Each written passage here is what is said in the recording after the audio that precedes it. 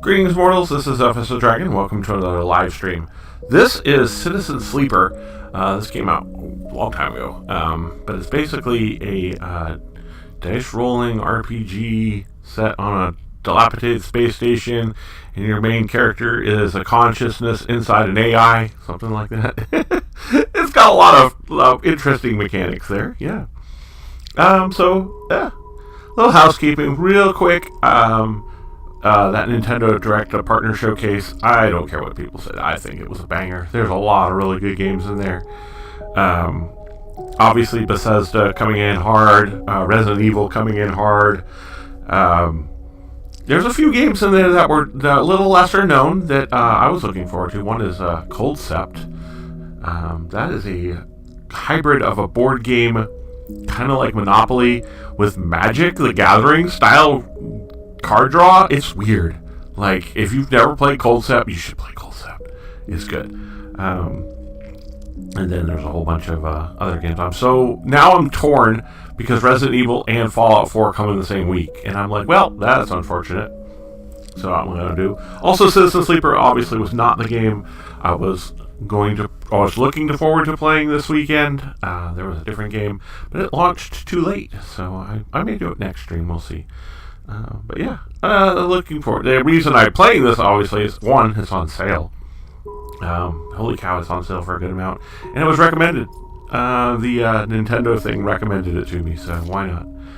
Alright, let's see what we got here. I can be a machinist. Being a random scrap item on engineer actions. They're really good with engineering, not so good with engaging. So, combat type of thing, I guess. Operator. Operators are good with interfaces, not so good at enduring. Or I can be an extractor. Extractors are really good at enduring, but not so good at figuring things out intuitively. Let's see here. Let's try machinist. That sounds interesting. I've never played this game before. I only know of it. So it'll be interesting. Also, the music in this game is very haunting is a good word for it. It's interesting. Okay.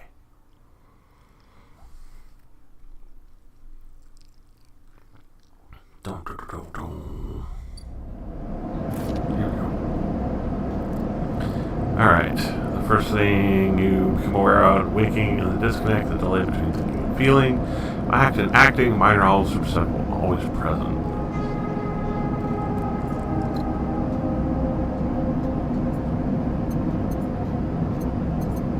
Okay. Alright. Oops. Continue. First thing you... Okay. This is worse when waking, when yourself spent many dark hours, would be real, be a person, be the body was yours.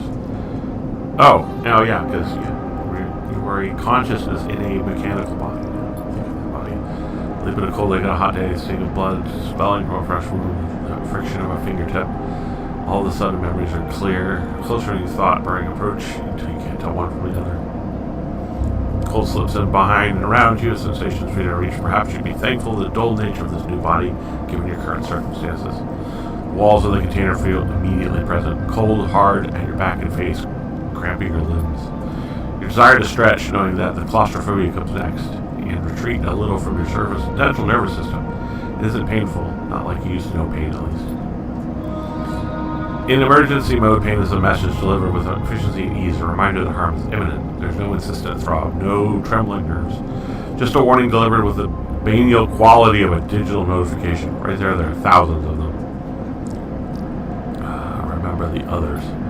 Remember the 10 of you, 10 that can no longer stand the indentured work, the routines of slow decay, 10 whose belief in their promised future will slowly dismantle day by day until they realize they had sold everything away that could or would ever matter. 10 that would escape, or at least die trying. Some were lost in the shaft, others never found the meeting point, only a few made it to the containers. But the freighter, as far as you know, left. That feels like enough to know that you might no longer be on that grim and heartless rock, even if in the airless hold of a freighter, you might free solid long before you reach that destination. Wait for the cold, try to rest. But you are restless. It has been a long time since you left, surely weeks, maybe months. You're dully aware of your damage to your legs, your right arm.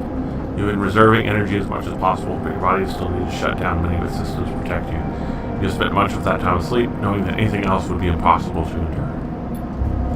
You feel the weight of that impossibility begin to gather. It is time to sleep again, to nudge this false body into inducing delta waves in your emulated mind, and once again recoil into a dream which you were once a person.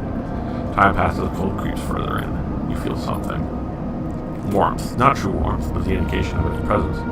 Your jaws release from their rigor, sound too everywhere, screeching and simmering so loud, your body ducks your hearing to protect its sensors. Then light, white as cold, softer and softer until a haze of dirty yellow, a figure appears.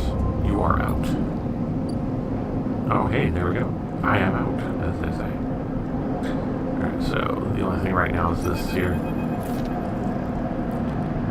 It has been a few hours since Dragos pulled you from the container. You sit huddled in a corner of a scrapyard, swaddled in the reflective folds of a mylar blanket. You're slowly coming back to consciousness, back to life, and you stare at the ornately curving element of an improvised heater. You're surrounded by angular, incoherent lumps of ships, some corroded beyond recognition, others still carrying glassy wounds along their edges from a plasma arc sliced them apart. As you trace their shapes with foggy eyes, you hear a voice. Sleeper, are you thawed yet? Almost. Never seen one of you come in like this. New frames must have been better preservatives than Sub-Zero vac. Seen more than a few of you frozen solid to whole plates or outer locks in my time. They weren't so lucky. Dragos comes into focus shrouded in makeshift tech. His headset with his glinting eyes with the mark of a drone operator. On his shoulder, one of his symbiotically, Link drones purchase, its iris eye locking you with an unflinching stare. Last living sleeper that came through this yard was a while ago. They didn't last long. You struggle to read his expression beneath the tech, as he seems lost in memory for a moment. Perhaps he's just figuring out what to do with you.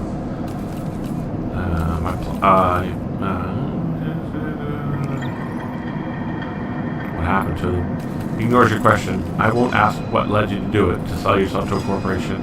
And I suppose you know you can't go back. Your old body, that's theirs now, and you are just software. A rogue emulation illegally possessing corporate property. You nod along. You remember biometrically signing the forms, the cold floor on your feet, and as you padded in the sleeper cells, the promise of a life off-world. But as you do, you get to the now familiar sensation that these things aren't your memories. These are the things that you know, but not things you feel. You are no longer that person. You are an offshoot, a copy. What you won't know is what's ahead. At least the last one didn't. There's no easy way to put it. That body of yours is falling apart. It's the same for any sleeper who makes it out. S and ARP wants to protect their property, but if they can't keep a hold of you, well, then no one can. Remember that too, or at least rumors of it from other sleepers. Planned obsolescence, a built-in dependence on the regular administered supplements that were part of your routine.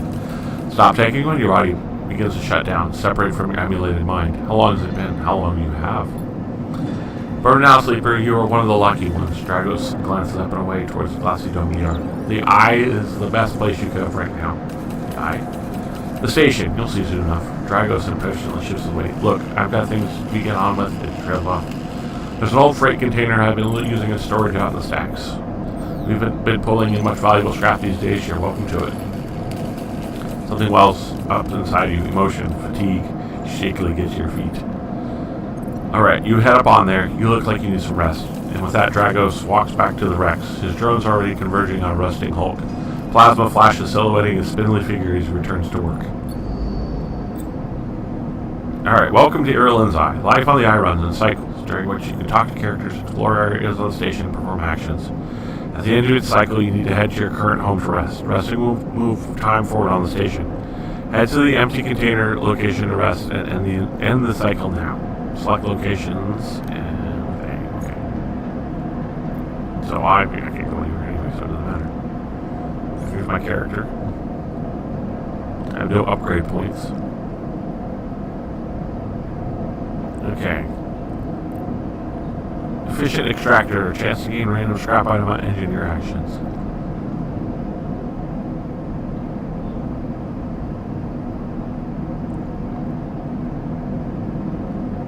Okay. So I'm -1 to engage, so I have to scan a skill point just to get to 0. And then an extra skill point gets +1, so that's important, I guess.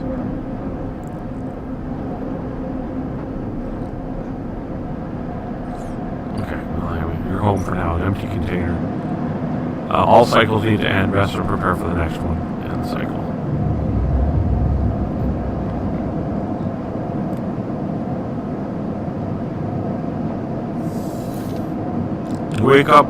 You wake curled up in the corner of the container and begin slowly assembling the world around you. After all this time, you now find this body, the one you wake in now, strange and disjointed. Its message is readable, but somehow wrong.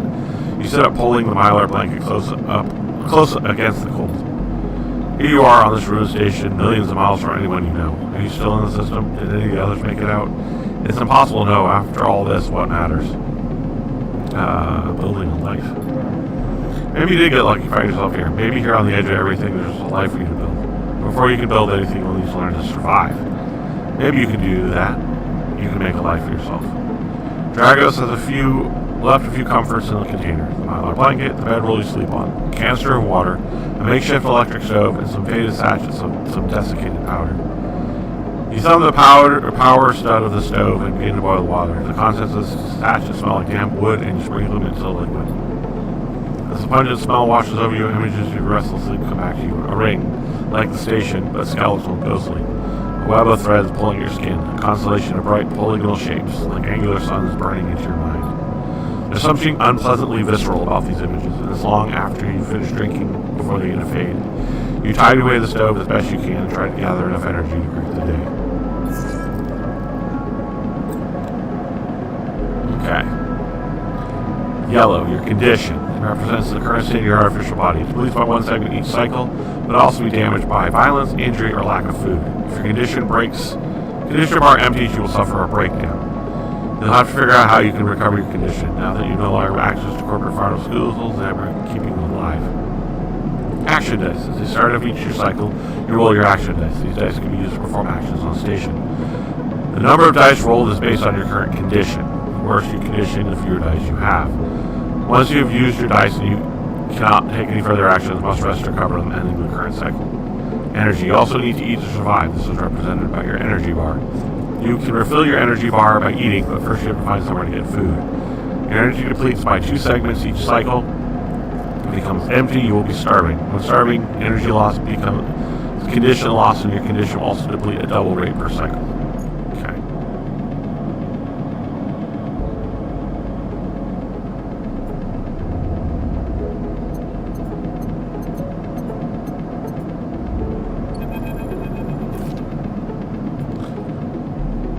Dragos is standing in the corridor when you close up the container. You still wearing his headset, and in the harsh light of the corridor, he realizes it is implanted. The drone sits on his shoulder, its cache of sensor eyes rapidly harvesting. How are you feeling? Not good. The drone chirps. Dragos nods. You notice that beneath the operator's rig, his skin is marked by burns and blotches. I know the container isn't much, but it'll keep you safe. He pauses. So I'm not going to chit-chat too long. You got well enough to work? Work? Look, I'll be honest with you, Sleeper. I didn't pull you out of the container out of the goodness of my heart. The ship, at the yard of simple stuff, we hack these holes towed down, sell them to Thompson shipyards or the bright market dealers for cryo. Occasionally we pull out some tech, something with a bit more value, but most of what comes is scrap. It's hard to find good hands here, but I figure as a sleeper you'll be used to the manual labor. And obviously I'll slip you a few chits of commission based on what you turn up. Chits? These. He pulls out a handful of small metal bars. Air-walled cryo, isolated from the market. That's what we use for trade around here. He stuffs them back in his pocket. He shuffles his feet nervously. Look, I wouldn't usually do this, but in my opinion, you'd be better suited moving as quick as you can. And sleepers, well, trails off. The things being the way they are for me in the yard, I need the help. Happy to. Okay. Pause and think of something else to add. Look, just come down to the yard when you're feeling fresher. There's plenty to do. Will do. He nods distractedly and turns and walks away, the drone hopping along ahead of him. See you later, he calls back. Looks like it's time to get to work. Alright, well, the only place I can go right now is the crapyard, of course. Okay. Tutorial, actions. Actions are the primary way you interact with the world of the Sleeper. Perform an action selected, and choose an action dice to assign. Actions reward you with clock progress, energy, conditions, or items depending on outcome. There are 4 types of outcome. Positive, the action goes better than expected. Neutral, the action succeeds. Negative, the action fails. Action dice affect these outcomes as follows. 6 is 100% chance of positive. 5, 50% positive, 50% chance neutral. 3, 4, 25% positive, 50 neutral, 25 negative. And then 1 and 2, neutral or negative. Wonderful. Type, either critical or repeatable. Critical actions can only be performed once. Safe, risky, or danger. Safe, no loss of condition, energy, or cryo. Negative outcome means cryo or energy loss. Danger, negative outcome means condition loss. Neutral outcome could mean cryo or energy loss. Skill, the skill that this action requires either engineer, interface, endure, intuit, or engage. Modifier, either -1, 0, +1, or +2. This is added to the action die when slotted and improves its value. Some actions require a +1 to perform.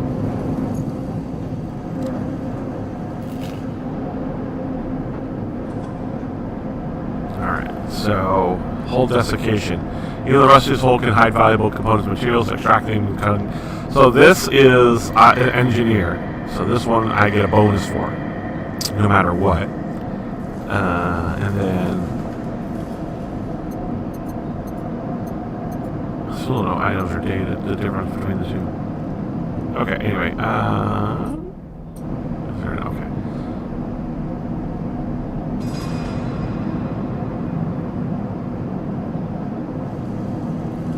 Leave for now because I want to look at my character again real quick. I'll look at my character sheet. So basically, a 3 and a 4 is neutral, so it doesn't matter. A 6 is guaranteed success.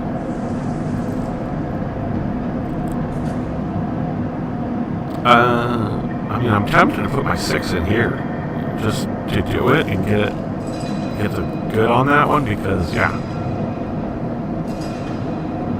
And then this one just goes. Okay. And then a cycle clock. Dragos is tied to something ugly. If he misses the payment, you think he's nasty. Every so often, there's always one lucky hallway for the next payday. Alright, well, let's go ahead. Yeah, let's do what I was going to do. Let's slot in the 6 here.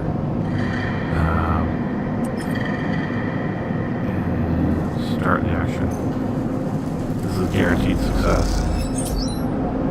Alright, actions often progress clocks. Clocks are displayed below the actions that fill them. They track your actions, how they affect the world. Filling the clock means something good or bad is about to happen. Some clocks, such as the ones tracking Dragos' dead, are cycle clocks. These clocks tick themselves once each cycle and can complete without player input. Any active cycle clocks will be displayed on the icon for that location. Alright, so I got some cryo.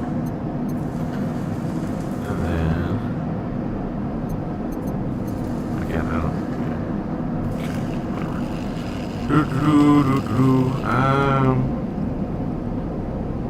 I mean, I can do this.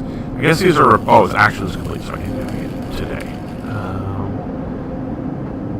And then, yeah, they're going to go ahead and drop my.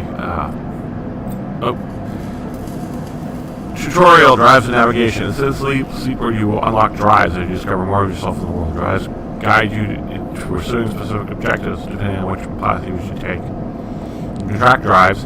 Any track drive will place a yellow marker on location to help you pursue. Access your drive menu with L.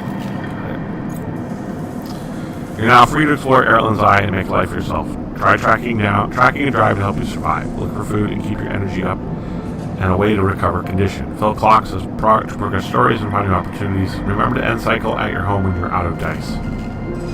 Scroll the station with this and that. Rotate. Okay.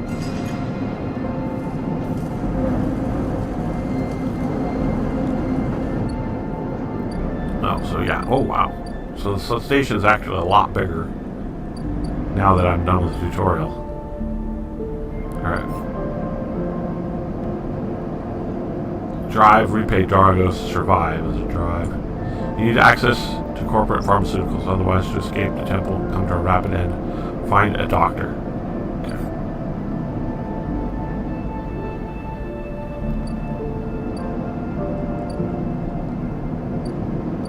Shipyard. Dragos' yard. Dock C4. Old dock terminal. Wet dock. Bustling market. And then the last one, the low end gate passage to the low end. Alright.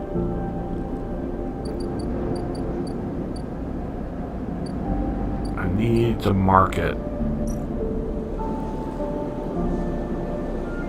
Alright. Engage. Ask for directions. Why wander with hundreds of people?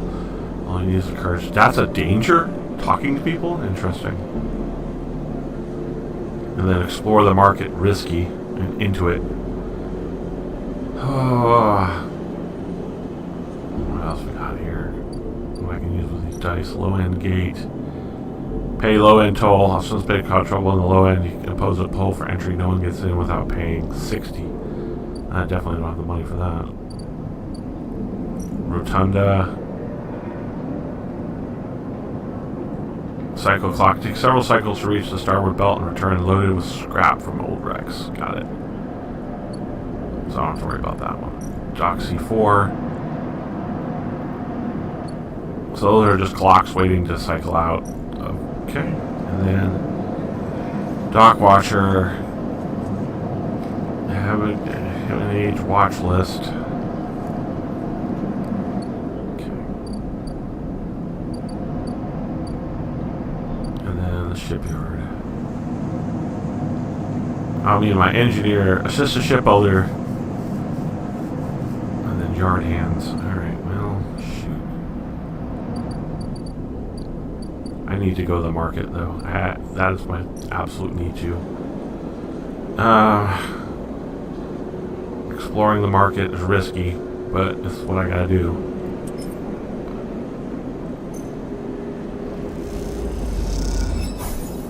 I gained some knowledge. You manage to follow the flow of people and start to appreciate, even enjoy the chaotic layout of the markets. This one's a -1, so no matter what.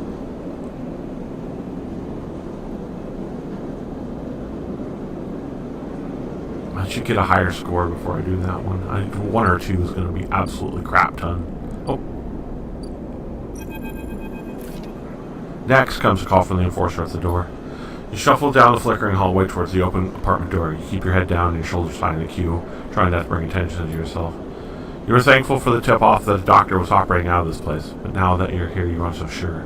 The gang enforcer on the door, the flickering light strips, the decaying hab block, they all have made the long queue a test of your nerve. But your options are few, and without a supply to stabilize this body, your body will. You suppress a shiver and shuffle towards the front of the queue. You try to find something to distract yourself. Look at the enforcer. The enforcer is looking down the corridor. You dare glance at him. His purpose is unmistakable. He is here to intimidate, to threaten, and if necessary, carry out those threats. His broad shoulders are framed with metal exoskeleton. A couple of mirror-like implants sit below his eyes like mercury teardrops. subsidiary sense input, or aesthetic markers, you aren't sure. You also aren't familiar with the geometric blade-like tattoo on his arm, but you make note of it. You avert your eyes when he looks back at Q. After a few moments, the figure pushes through the doorway, and you catch a distant voice. Send the next one in, Toshiro. The enforcer jerks his head, and you slip inside, passing through the dark entry and pushing through the plastic sheeting on the far door. The room beyond is bathed in warm light. A floor-to-ceiling transparent panel gives a full view of the bright market sealed roof and buzzing traffic above, and for a moment you are transfixated by the motion.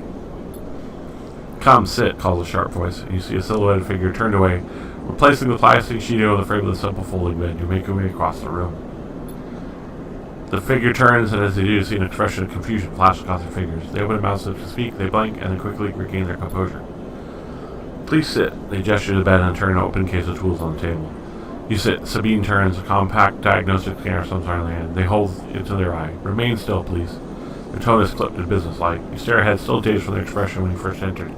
Fear, recognition, sadness unmistakably etched across their face. How long have you been on the station? They ask, a scanner still their eye. A few cycles.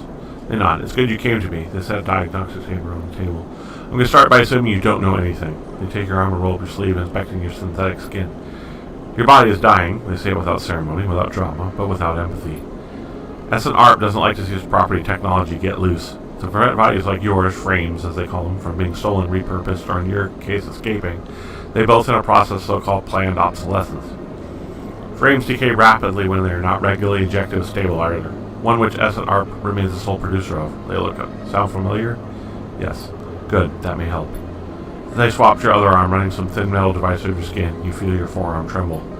I'm sorry, Sabine says, and you're unsure if they meant for the cold touch of the metal or anything else. Emulations like you, sleepers as most people know you, aren't classified as people in any of the surrogate systems. You have no rights, no status. They focus hard on the inception of your arm, and S&ARP has no reason to release stabilizer into the market. Sabine looks up to apologize again, but they stop themselves. I know this is a little of use to you. They turn away, disassembling the metal instrument and cleaning it. Silence fills the room as Sabine works, and then silence gives way to tension. You stare back, willing to say something. Anything. Sabine turns to face you. Maybe it'll help. They sigh, and you see the darkness in their eyes. You hear the fatigue in their voice, the gesture to the door. You saw Toshiro outside. You nod. He works for a benefactor. Yet again. They are influential in the low end. They give me the space to work, run the door, and take the profits. At the same time, I have to fix up their enforcers, tend their implants, sew up their wounds. They look away. But yet again has connections. Smugglers from the starboard belt. Mercenaries working for the corporations on Ember. If they can source a stabilizer, maybe you'll have a better chance. Sabine sets down their slate, their notes complete. This is dangerous, and it'll be expensive. But I think we can do it. Thank you. Sabine walks away from the window, their face dappled by the shadows of passing drones. Let's just see if this works first. I'll let you know if I have a lead. You nod and leave, Sabine still staring out, unmoving. When you reach the lower end of the market, you look back through the panels of the roof to see if they can see your face, but the room looks dark against the lights of the market. You duck your head and walk off into the crowd.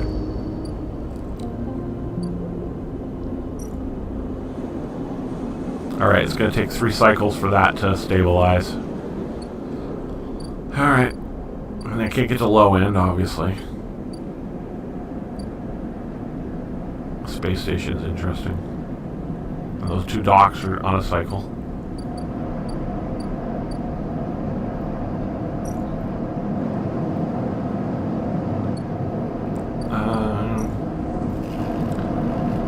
I can try to salvage some stuff. It's not going to do anything bad if I fail, because who cares? So, just throw the 1 in there.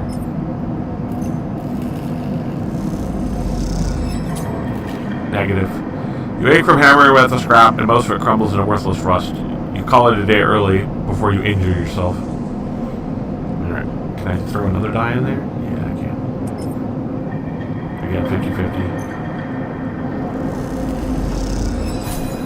Neutral. The salvaging is brutal work, but you take no small sense of satisfaction from the ordered piles of clear yard you leave behind. Okay, so, yeah. Do this thing. I'm out of dice. Time to rest. End cycle.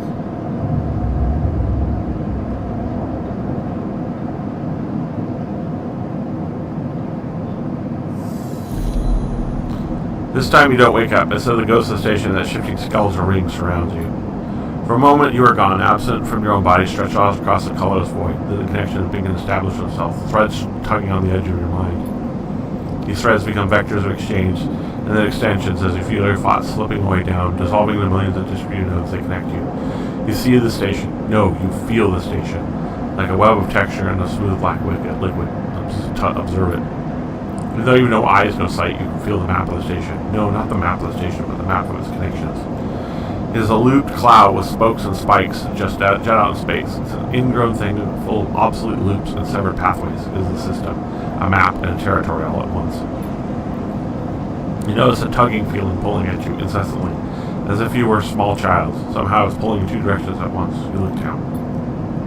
All of a sudden, everything shuts off, and you come back trembling into this unfamiliar body, both yours and not yours all at once. You find yourself standing in the container, eyes now open to the dark steel walls. You feel a change within you, a shift. You close your eyes for a second, you feel it waiting there. The station's played out across your mind. A storm of connective nodes waiting to be explored, and then it is gone. Okay, so now I have 3 dice. I'm starving, which means I need to find food. All my dice suck.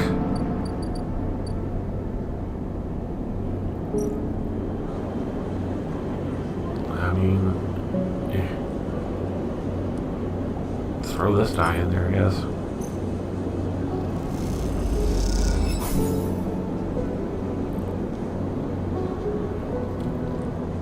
I got a little bit more info, at least. Alright, let's throw the 1 in there.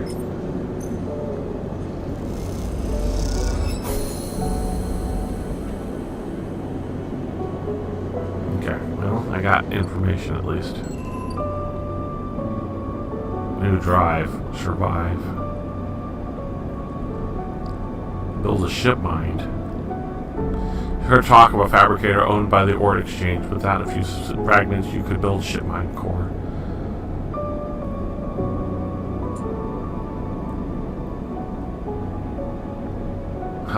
Pay off Dragos' debt.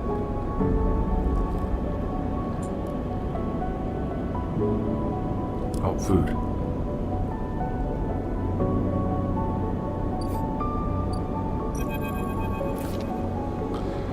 Zephus is busy, his broad face uplit by the makeshift gas burner in front of him. With precise, delicate movement, he lays the thick chunks of marinating fungus into a dented wok.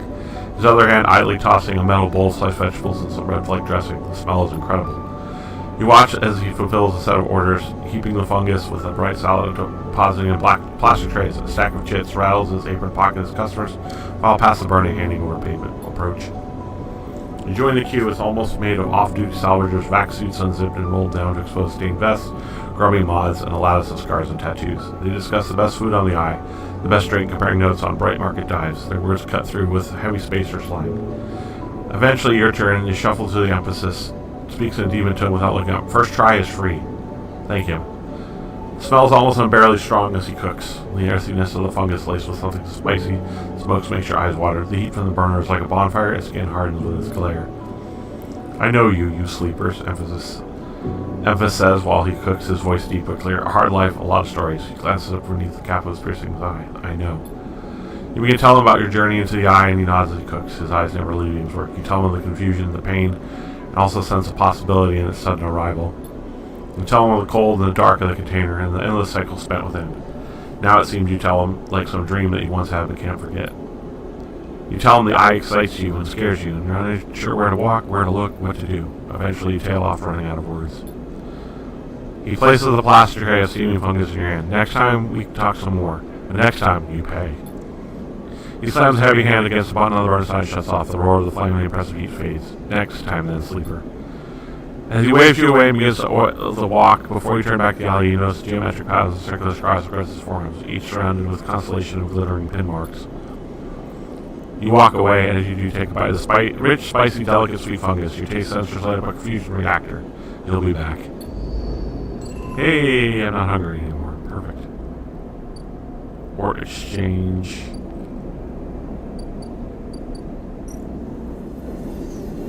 Okay.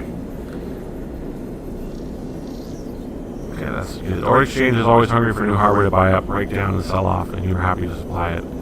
So I need scrap components for that one. I don't think I have that.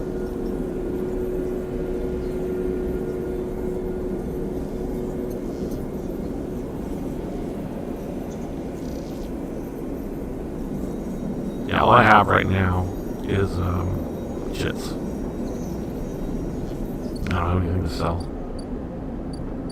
These are waiting for ships to come in. This one's got 4 cycles. This one's got 8 cycles.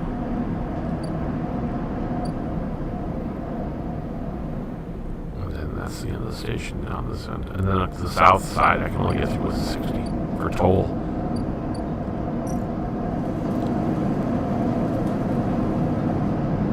My +1 would be useful here, kind of.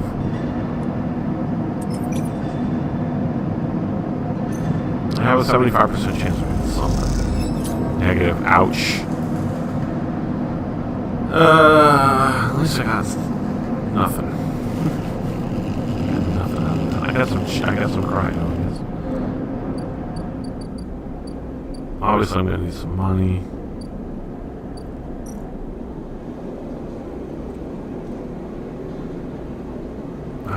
Fungus fan in it. I'll order some more. Cost me 15 cryo. But now I'm full. Cool. I don't have to worry about food for a bit.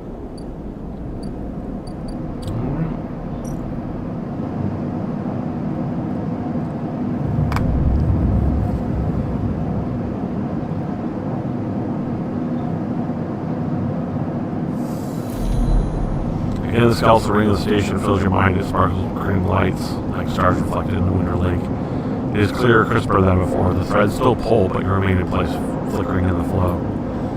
Between the threads, you can see bright shapes, caches, streaming light beneath transparent crystal forms. You follow the path of a thread across the ring through these forms and then leap off into the void. You begin to understand. These are nodes and connections, a map of information and communication. There's so many layers, so many loops. These are all impossible to parse, but you begin to try. Focus on the nodes. The nodes are glassy, bright, but all in this flow, the only solid fixed point. You approach one, a pyramid or a triangle. Dimensions are difficult here. And lean close to it. Inside the shifting layers conceal a tangle of threads, a meeting point of exchange. But before you go any further, the glass clouds and hardens cutting you off. The threads and nodes, passage and puzzle boxes, one leads to another. There's so much here, so many answers, so many questions. All you need to follow the path and open the boxes. You collect across this landscape of exchange and see an opportunity. And then that insistent tugging again pulls at you. You look down against the 2 lines, 2 threads pulling in different directions, as if they were tied around you. The second thread leads in, pulling deep into the station. You gaze all at the time you see something. A sphere shimmering above, strange angles in the body. The pull shoots off rope, towered towards you, testing you, tasting you. First thread's out, leads away from the station into the inky black. Someone out there is tracking you, hunting you, following the thread to you. They are in a ship, and the ship is approaching ever closer with each cycle. You open your eyes, time is short. Okay, so someone is tracking me. Great, wonderful, terrific. Tutorial, the cloud, something changed inside you. Now access the data cloud of the eye, the network of decaying protocols and data caches. While you can use dice and items to access systems and extract data. Be careful, these networks are old and strange. Press X to toggle this view on and off. Okay.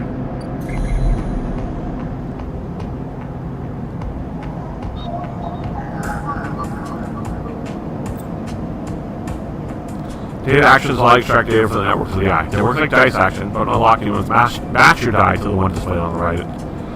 If you have a +1 or +2 moniker in the interface skill, you will get more possible dice to match. You can use any dice that matches the display. Once unlocked, the data can be extracted. Cool. Oh, I have it too. Bypass. Extract the data. I got an encrypted key.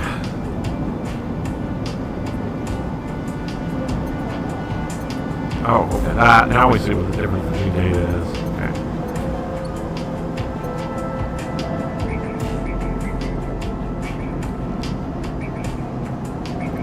Keynote 831 1. Human agents equal 2.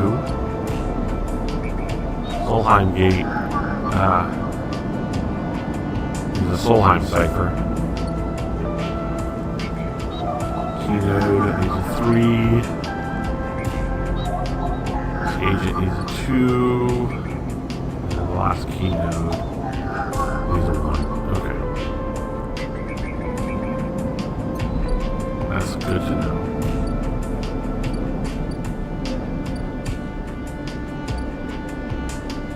Alright, I have a 5 and a 3 for my remaining dice.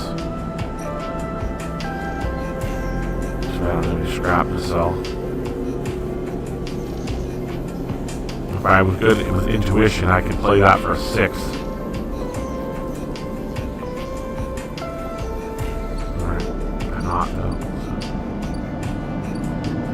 Alright, Dragos. I haven't seen you in a while. First of all, this with a 5 becomes a 6.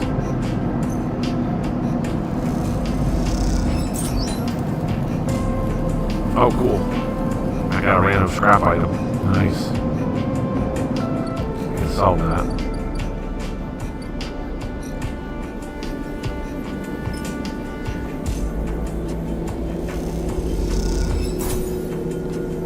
Trusted trader.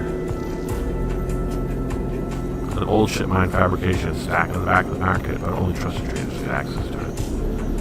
Alright, so I've got one step closer to that. Her contacts can come back to her in one more cycle. Oh yeah, it's the cycle that I'm being tracked. That's right.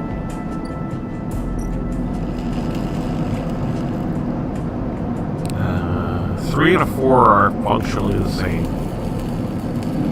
So it doesn't matter if I pop this in here. Yeah, it's still 3, because the 3 and the 4 are structurally the same.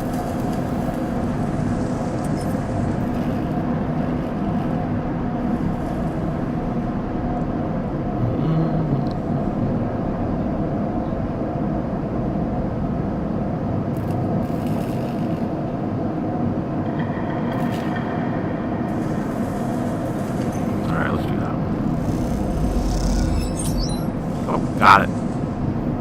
Back in business, and I got some more cryo, which is nice. Because I have a feeling I'm going to need it. Alright, what's this one again? The Rotunda? Oh yeah. This one is, yeah.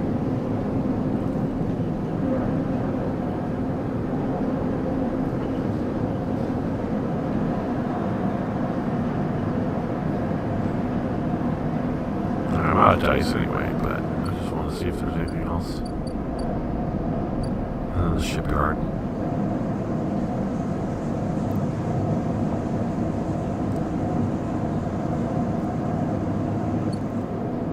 Alright.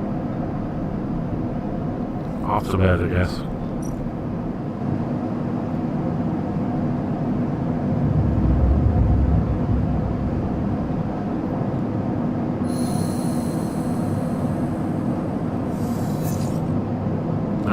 Ugh, garbage dice are those. As you close up, the voice echoes down the corridor. Sleeper, wake up. Sleeper, wake up. Meg is coming down the corridor towards you, wonking around. Hey, glad I caught you. Do I know you? You do now. He puts a hand on your arm. As soon as you hang around, just wanted to chat. You staying in that thing? No, it's that container. Rough, it can be hard to get started on the eye. What was old Erlin said, the eye opens for us all? Nice idea, but well, it's not just practical class. We do our best, but it ain't easy. We? Havenage. We are all one dysfunctional Havenage. Thing puts arm around. I'm not part of the security branch, so don't worry, I'm with systems. Havenage? Think of this administration association for the eye. Depending on who you talk to, we either emerged as a response to, or a continuation of, Andrew Erlin's original union. He smiles personally, I avoid the topic. Stops with a quiet, passionate look. It's not what I've been here to discuss. I've been seeing some unusual network activity, and well, I know a little about sleepers. I have a small proposition for you, glance around, but this is not the place for it. I'm in an office just across the way. Give me a cycle to prepare, and then we are settled. Stop by. In truth, I need you. If what they say about you is true about you sleepers, well, there's work to be done. Patch on the backs. The brightest dark look suddenly gone. Stay clean, sleeper. He walks up down the passage, raising a hand in farewell.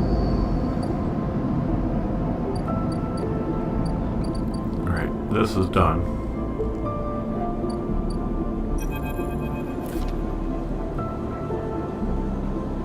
The first thing you see on entering the glint of Toshiro's are implants, like cat's eyes in the dark of the corridor.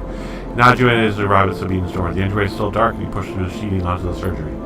I have it. Sabine stands the case open in front of a set of vials lying inside, separated from foam inserts. They pick one up, rotating in warm light. I have no idea how yet again it traveled off. We should treat this with caution. It looks authentic, but I have no idea it really was what it appears to be. And the test case? That seems to be the case. Unfortunately, I'm not sure we have any other choice. The gesture sit on the bed. The stabilizer works under a similar principle to an immunosuppressant in a transplant operation, and it stops your body from rejecting the unfamiliar part of itself. In the case of your frame, the unfamiliar part is each of your biosynthetic organ groups, which over time identified your body as foreign material and therefore must be eliminated. Sabine opens up the vial of would-be stabilizer. However, unlike an immunosuppressant, the stabilizer doesn't do this by limiting your entire immune system. Instead, it recodes your biosynthetic organs with new protein chains which acts as passcodes within your immune system. The stabilizer refreshes these passcodes, keeping your frame from rejecting all its own organs. Which means the stabilizer should be able to encode any organic or biosynthetic matter to be accepted by your immune system. Look, at least this stabilizer is genuine. The only way to know for sure is to inject the vial. We'll start with a small dose to limit the risk. Okay, let's do it. Sabine cracks the glass neck of the stabilizer around and uses the syringe to extract a fraction of the liquid. They tap the syringe and watch as any sign might emerge from the clear liquid. You barely feel the needle, your frame registering the needle injection, but with little response. Satiation begins to spread from the site, a fizzling, trembling wave that disperses your arm at incredible speed. Your vision goes white, then returns. Sabine appears encased in shards of sparkling light that slowly fade into darkness as you settle back against the bed. You swim in darkness, muffled noises like an argument heard from underwater, prickling waves of cold. When you sit back, Sabine is sitting in a chair by the window, facing away from you, backlit with leather slate. Awake? What happened? Stabilizer is genuine. They sit down beside the bed. I don't know how Yadigan acquired a case of this stuff, but they did. Sabine looks troubled, distracted. You should rest some more, but you're going to have to do that somewhere else. You gesture to the door. I have other patients, sorry. Motions towards the case. I'm afraid I can't offer you any more doses. You're still going to need to behave for your next dose. Silence filled the room. They turned the glowing state. Looking around the room seems different somehow. And they moved or shifted. You wonder how long you've been out. Sabine? Nothing comes free, sleeper. Remember that. You manage to get to your feet and wander through the doorway. The queue stretches down a flickering corridor. Toshiro stands impatiently by the door and fixes you with a glare as you leave. You lower your eyes and you stumble past, somehow faintly aware of the station spinning beneath you. Well, that's good.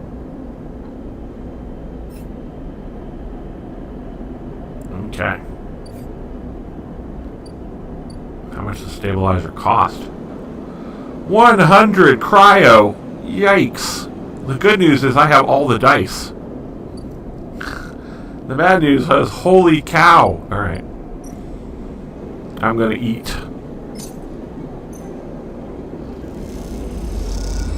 That fills up, yeah, it fills up 3 blocks to eat, but it costs me 2 a day, so, yeah. Nice trade-off. Alright. And then, oh, yeah, let's go. One of these required a 1. I can crack it. This one. I'm going to spend my 1 on that. I would rather spend my 1 on that than something bad. Data extracted, so I got another key. As you drift back from the nose, something lashes onto you. A thread strung tight around you. It tethers in place. A taste. The voice makes you shiver. Its source somehow both distant and close to your ear. You see a distant glint of light shut off and suddenly shape at your side. It stalks around you, encircling like a shark, like a wolf. Entity unknown. Astringent. Processing. Stay still. Please hold.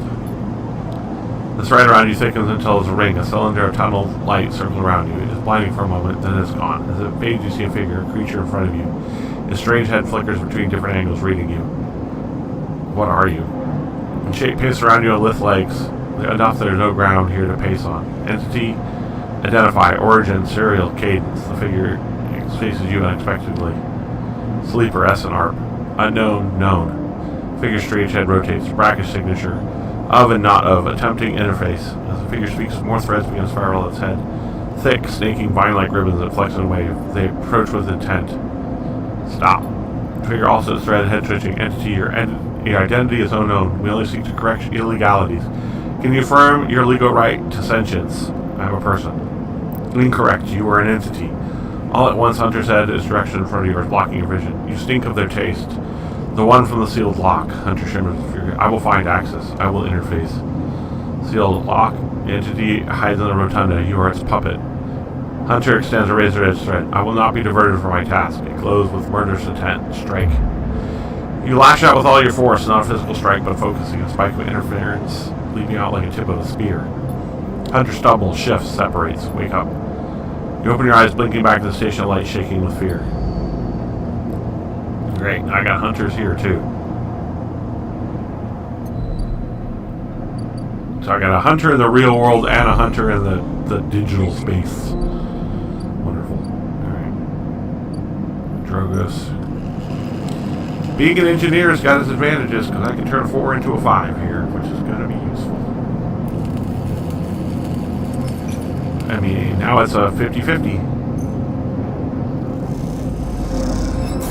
Got it. Neutral, even neutral is good enough. I got that bit of clock finished. Nice.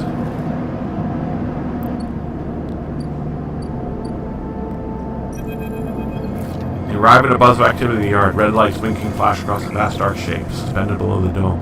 They flicker across scorched hull plates and bent structures, spilling holes in the twisted shape. The cutter is huge and has been torn apart in some violent encounter. She's a beauty, isn't she? Drago stands at the side, focused on the hulking ship as it lowered into the yard. What is it? That, my friend, is a great scrap. I should thank you. This place was on its last legs when you turned up, and now look at this. The ship descends slowly, its interior visible through multiple hull breaches.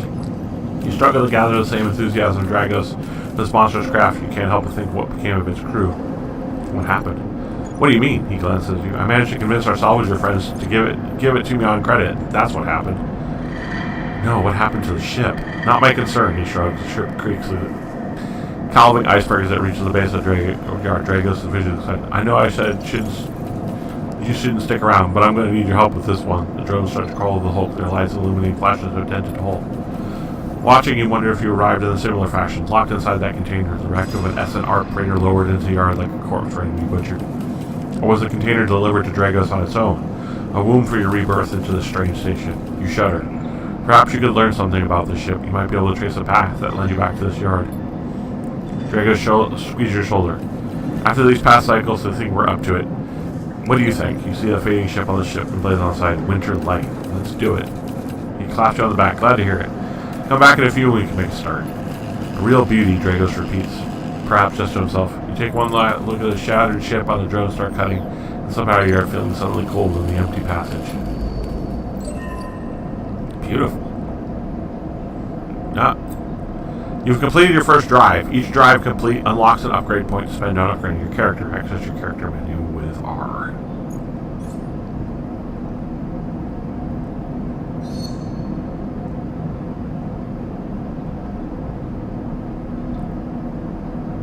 Oh, I can use scrap to repair my condition.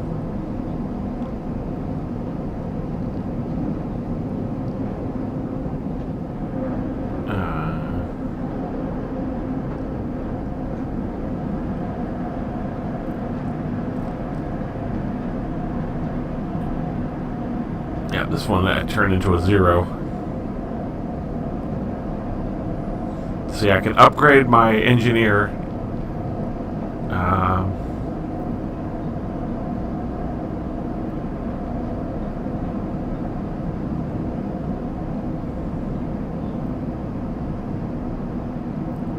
Predictive reasoning.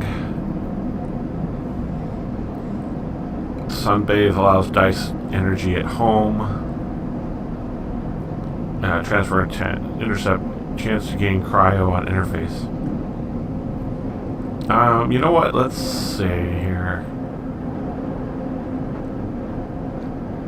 Let's go with interface. Yeah, let's stick with the I'm a hacker style thing, I guess.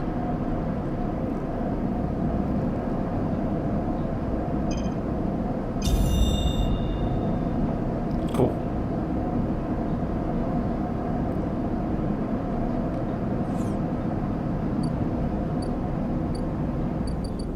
And then let's go to the exchange. Sell some more scrap.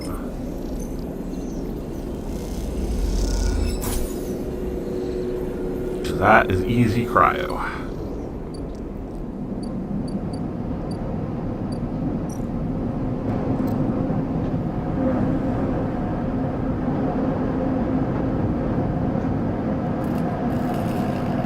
Okay, let's see.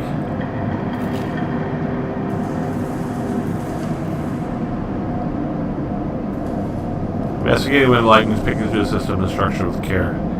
It won't pay, but you may find answers. Salvage. Ship breaking is tougher than slicing up loose salvage, but Dragos is happy to pay you a fixed wage if you're up to it. Engineer. So it's an engineer action +1. And then there's the shipyard.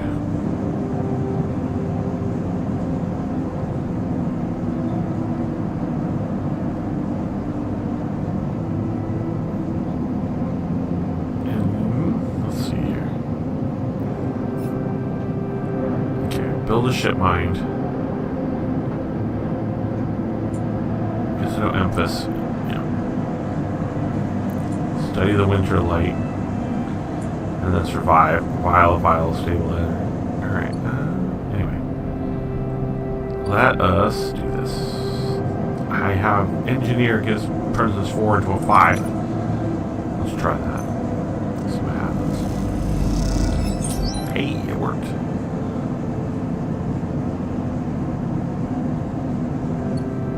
Got some money out of it too, which is nice. Alright, that's it. End the cycle. The good news is I get 5 dice now, which is huge. And I got a nice 6 on that die too, and a 5. Nice. Oh. Fang. Sleeper. Fang catches your attention as you approach the Havenage building leaning against the main door on the side of the entrance. You approach. Easier to come in this way. Security and all that gives you, He slams the button on the bay creaks open, blinking lights in the dark behind it. You follow Fang inside. Truth be told, I don't spend much time upstairs. This is where I work. The door is closed behind you. The bay is filled with pieces of hardware all rigged up to generators and diagnostic slates. And things you don't recognize that glow with blue screen light. There's a chorus of hums that blends in single wave of static filling the dark corners of the room. Fang leans on a service technician. You like it? What is all this? He taps the nearby service tech and leaves a response. This is my treasure trove, all dredged up for the sea of systems we call the Eye. You wouldn't believe what this place runs on. He steps over towering blocks, speckled vents. Some of these systems are both from the original station, AE1. That's, what is that letter? I know what it is. It's like an AE, it's like Caesar and all that other stuff, but I don't know if it's actually got a name for it.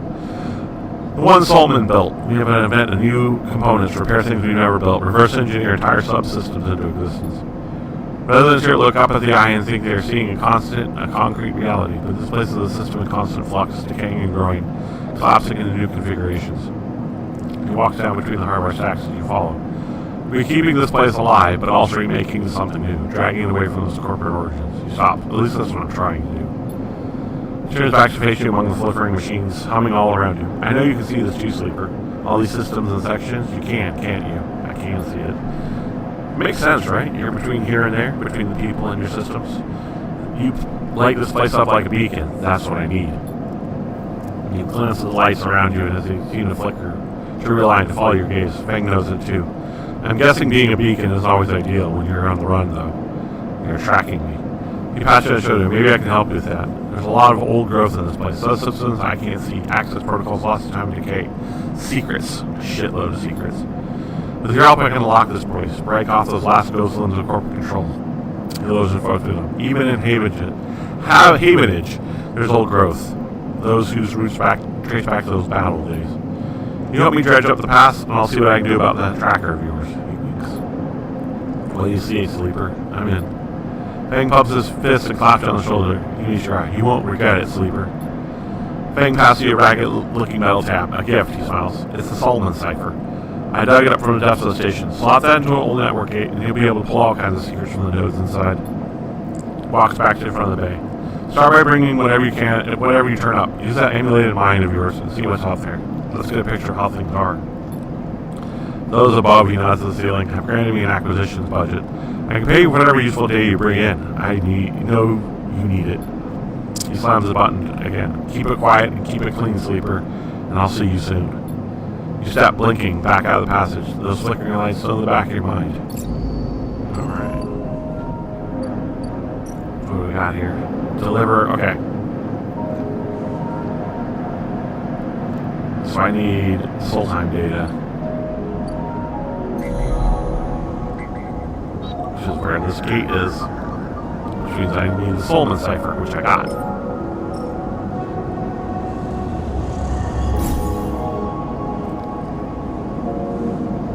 Okay. So I can open up a new gate. Oh, wow. I did indeed.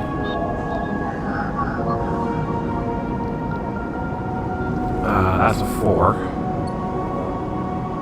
I had a feeling they weren't going to just use the bad dice all the time. That's 2.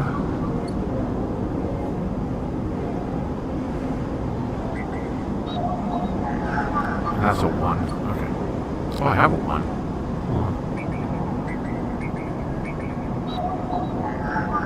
I'm going to use my 1.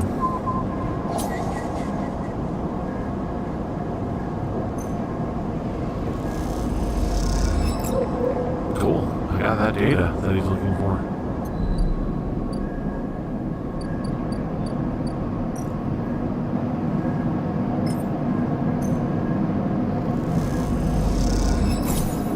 Fang eyes light up as the data transfer. He had a stack of chits and waved you off. Cool. I made some easy money that way. It's one of those old rotating space stations. Oh, one of the ships came in.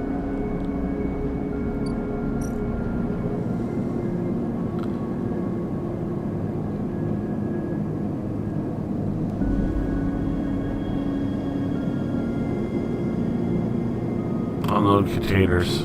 That's endurance. But I do have a nice clean 6 sitting on here.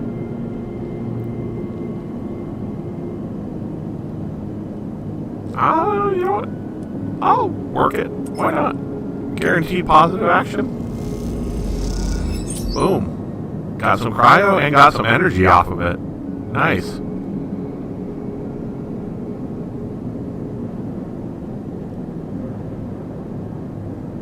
Free food. I'll take that. That's enough to buy the stabilizer.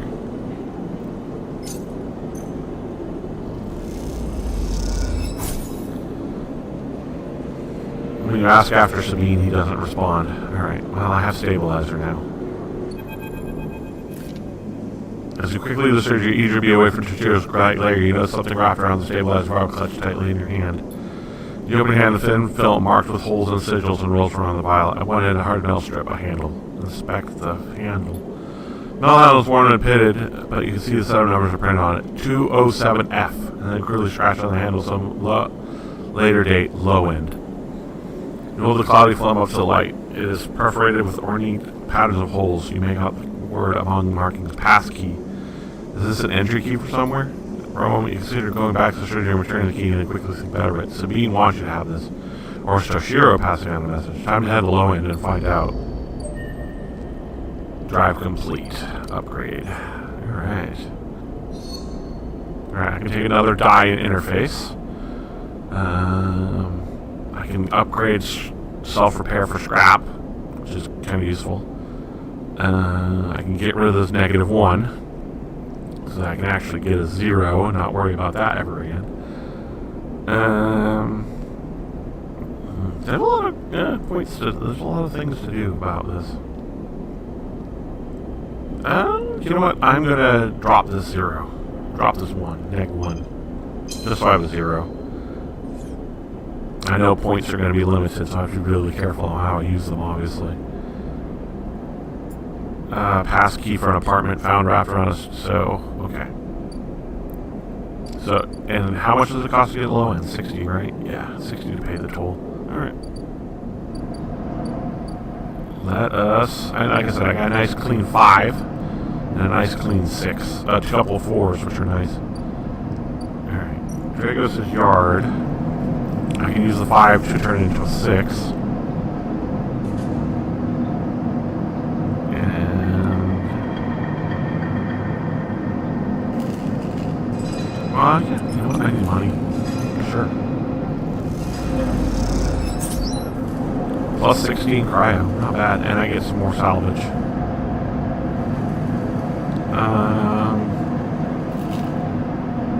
Let's try picking through the systems. 50. Ugh, negative. Lost some yard clearance.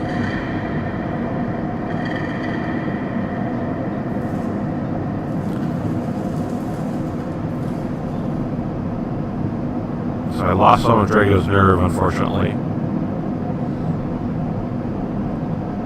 Alright, still got 4 I can do something with. What was the other thing in the freighter?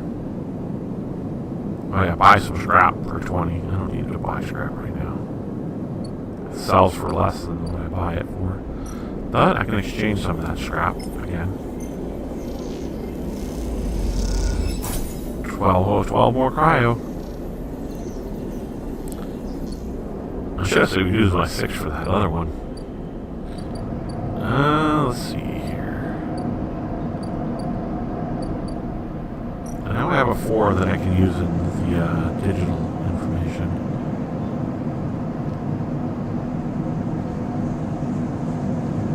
You know what? This 4 becomes a 5.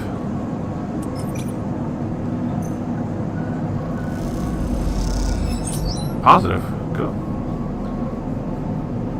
Nice. I made some money, but I also got some yard hand, which is also nice. Alright, I have 47 cryo. Not enough to do anything with.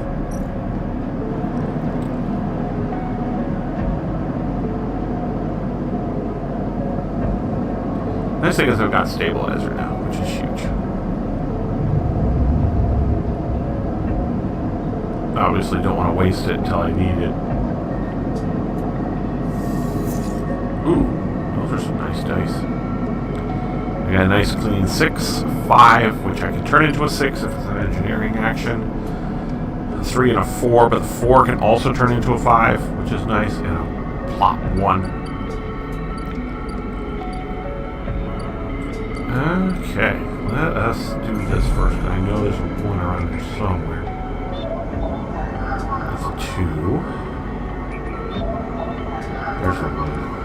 Drop that in there.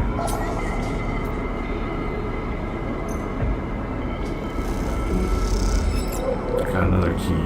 Okay. This one's a 2, right? Yeah. There's 1s and 2s. A lot of 1s and 2s. And then this one requires another cipher. What are the keys used for, I wonder? I have 3 of them.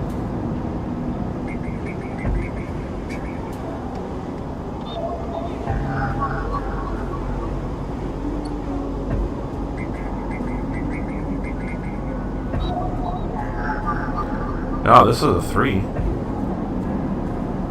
Yeah, let's use my 3 on that.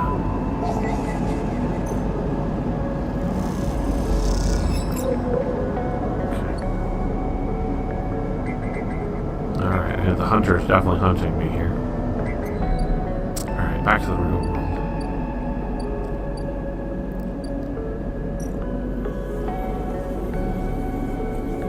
How much? Oh, I got 52 cryo. I need 60 to pay the tax. And then how much for food? 15, right? 15, yeah, 15 for food. Alright. What do I need here? Engineer, right? No, endure. But I got a clean 6. So I can go ahead and take that.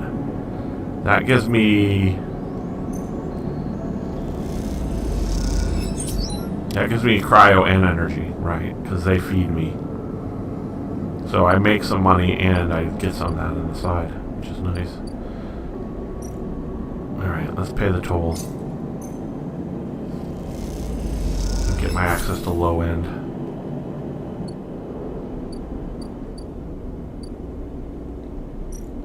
low end is engineer for block maintenance,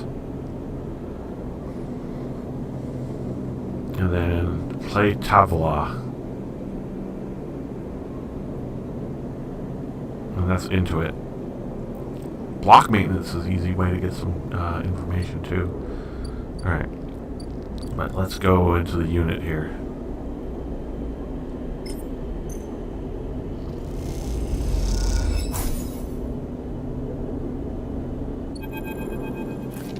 As you push the door open, the automatic lights flicker on inside the apartment. They reveal yellowing plastic panels, the curved shape of wall-mounted utility units, the detritus of a routine life arranged on every surface. You step inside, clicking the door shut behind. The amber light of the aging fixtures glaze everything with pale orange.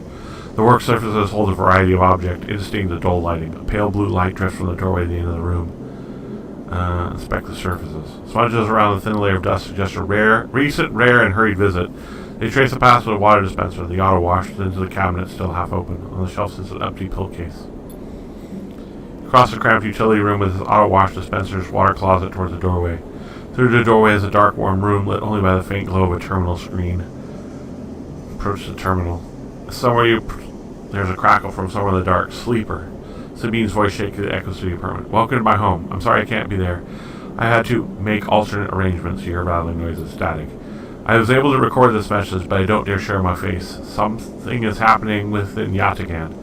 I no longer trust them. Their voice becomes distant, slipping back behind the background noise. I have something to ask you. I want you to get me out. Yatagan were supposed to hide me to protect me. After everything happened, I was desperate. Then after that, I was too tired to care. A noise like waves pass over the recording, but I'm done with them now. I want out. Screw the debt. But I need insurance, something I can hold against them. I have suspicions, but I can't be sure. I need information. And as you know, you need me. Pause, something clicking in the dark. This isn't a threat. You have to understand my position here. I know sleepers. I've been here before. I can help you. But not with Yatagan's noose around my neck. Get me data. Get me information. Get me something I can use against Yatagan. Then I can get out, and you can get what you need. Please. Wave the static, cut of Sabine's voice. Bring it here to my terminal. I'll get to it when I can. Look around the tiny room, trying to imagine Sabine living here, working at the desk, sleeping at the bunk. Blinking into the terminal in the dark. The recording cut static, filling the room with its white hiss, then silence. Access the terminal. You sit in front of the humming terminal and hit a few keys. Sabine has left an access port open. The rest is encrypted, locked away behind passcodes. It seems Sabine might not trust you as much as they want you to think. Who does Sabine need to hide from? And what does they owe to Yatagan? You try to assemble the pieces, but too many are missing. The only thing you know is that without stabilizer, your body will die. You glance at the briefcase labs on the desk. This glassware gleaming in the dark. You turn away and leave, the door clunking shut behind you. Back in the corridor, you notice a scrawled graffiti of a blade on the opposite wall. Yatagan. You feel yourself being drawn to something you don't quite understand. Okay, so what do we need for her? Upload Yatagan data.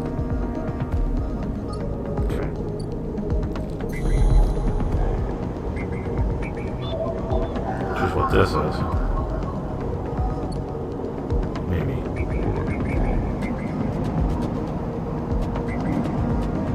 And then the Solheim nodes. Alright.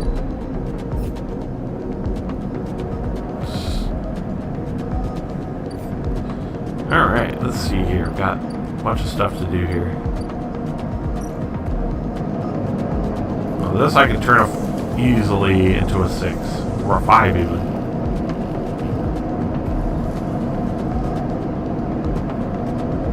And you need to figure out more about the winter light too. Alright. There's a lot to decide what I will need to do. My next course of action, as they say.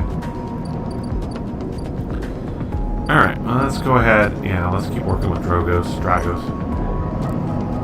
Alright, Dragos. I will put this into a 6. So that I can easily make some money and also give me more clearance to the yard. Easy. This I'm going to drop my 4. It's safe, not dangerous, and it could give me something. Still negative.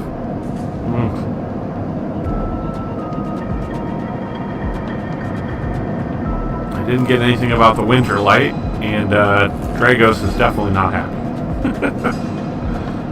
Oh. Let's call it a night. Also, I need to remember which ones these are. That's this. No, I meant which two. The last two nodes. The last two nodes are a 2 and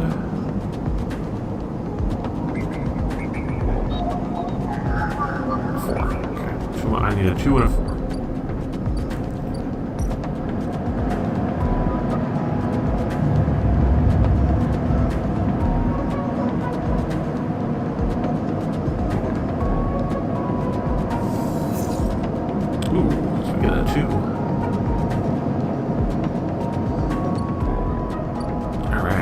Nice clean 2. This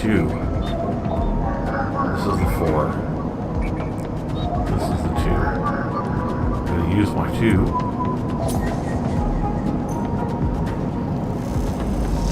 That should give me more Solheim data, which I can then give to Fang. How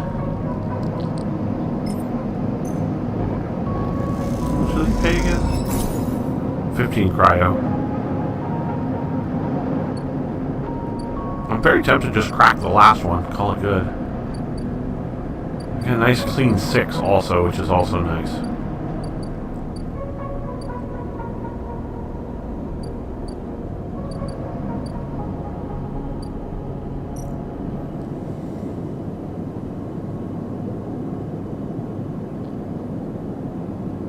Yeah, this is always good for a nice clean 6. It's endurance, but I don't have endurance, but it's money. And free food, which is so nice. Alright. I'm tempted to unload my last 4 in here and get the last data.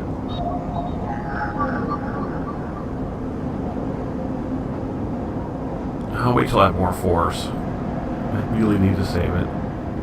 What was this one? Is this a 2? This was a 2. 2s are bad, so I don't mind using them for this purpose. That's a 1. See, I like that. One of the things about this game is it does give you a use for those bad dice. Because no one wants to use a 2. Oh, Heavenage. Interesting.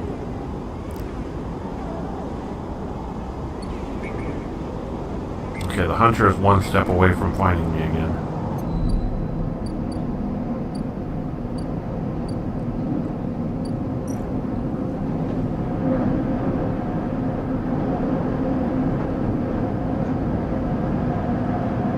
Engineer though, so I can turn a 4 into a 5. The worst I can do is a neutral outcome.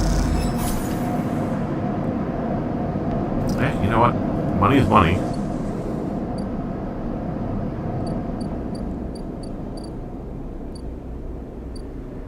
Oh yeah, I wanted to do this one here.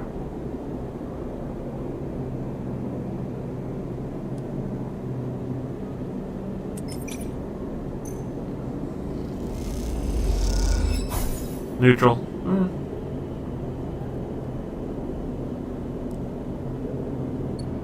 At least the low-enders trust me a little bit more. Oh, now I have access to the back end. To reach the greenway. So there's more back here.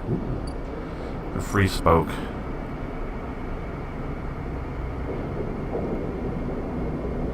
Scale the spoke. Enter the spoke.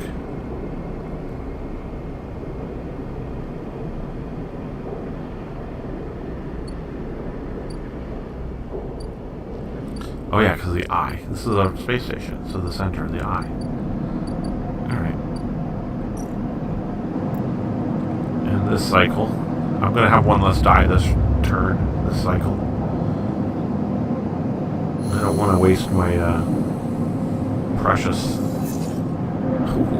6s.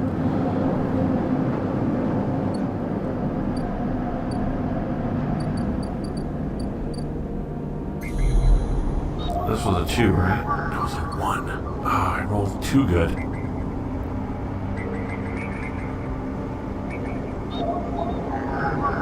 It's also a 1.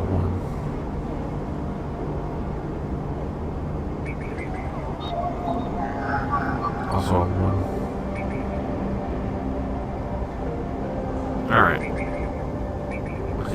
too good. Okay, the ship left, right? Yeah, the other ship left. It won't be back.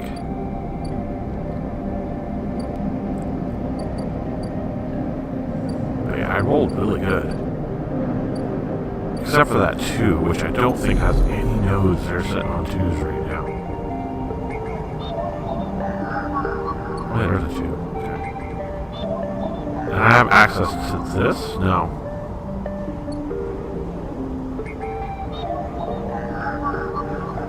I'm going to use my 2, obviously. Yes, I know that puts the hunter at 6.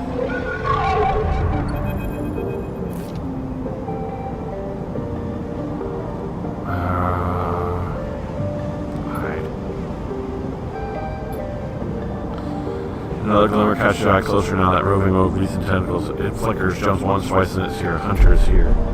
Entity, submit to inquiry. Hunter reaches for you in an unpleasantly familiar way. Its threads streaming around a creaking cage. You press against the threads as they close in, becoming frenzied. You push them aside. You're caught by whipping tendrils and feel them pulling you away from the anchor of your body. You push through, clinging to the threads. Entity, hold for processing. You're already gliding away back to your anchor in your body. You wake, dizzy, disordered, but safe. I wonder how many times I can do that before it starts, like, actually being a problem.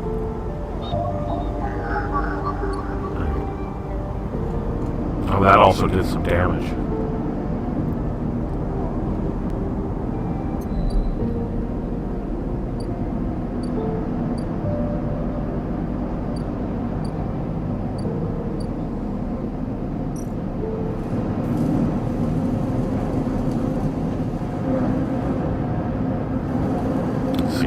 Like I said, I got some nice dice this round.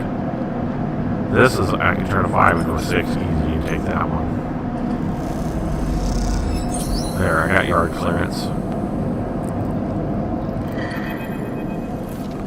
The final piece of the winter light sit neat in pipes, waiting for a collection shuttle from Havenage. Dragos has managed to sell the remaining piece of the shipyards. In fact, he's starting to forget he's been telling you about it for the past 2 cycles, and all that remains is for Havenage to come collect.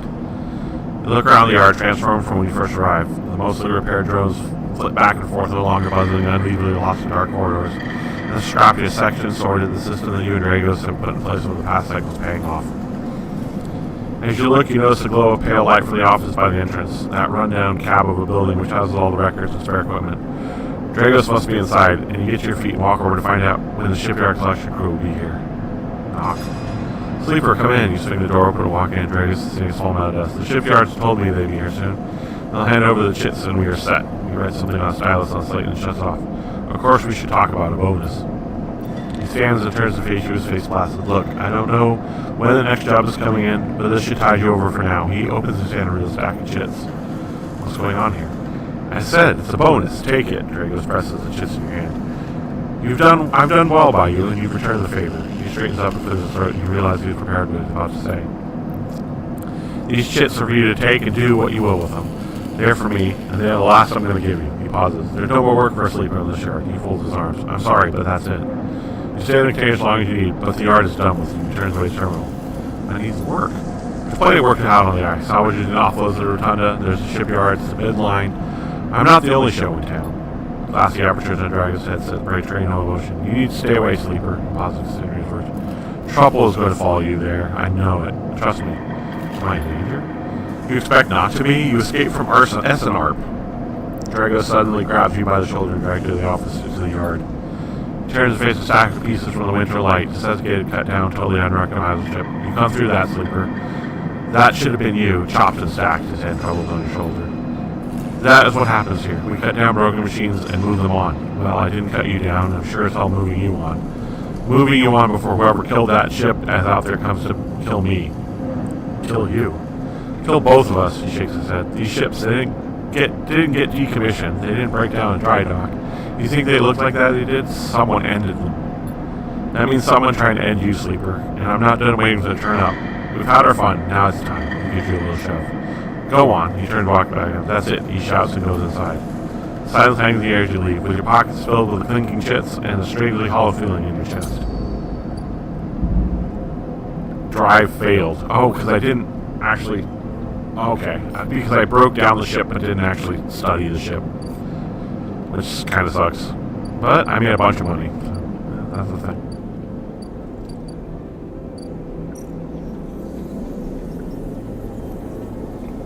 I wonder what happens if I drop. Whoops, no, drop a 6 in here.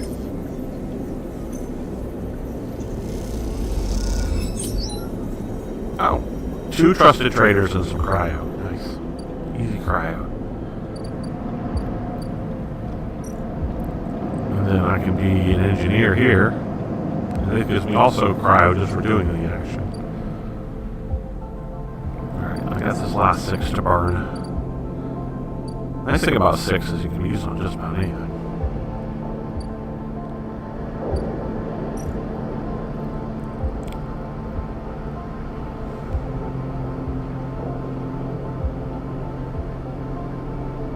Scale the spoke or enter the spoke.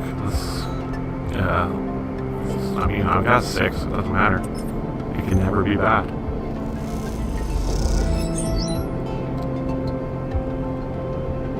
Cool. I'm 1 step closer to climbing this. Well, 2 steps closer to climbing the spoke, at least. Nice. Oh yeah. Also, I need to eat.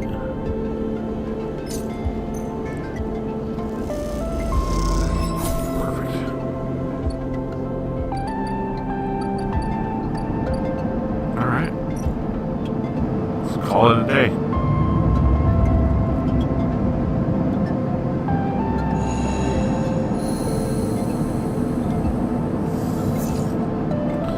Five, a 3, a 2, and a 1. Ugh. Also, I need to use the stabilizer before the end of the cycle. Because I'm going to go down to 3 dice, and I do not want to be at 3 dice. Also, that 5 is good for an engineering action, though, at least, but the 3, the 2, and the 1 are not pleasant. I do need the 1, though, for the Yadigan agent, so there's that. There we go, that's some Yadigan data. Perfect. I can give that to Sabine.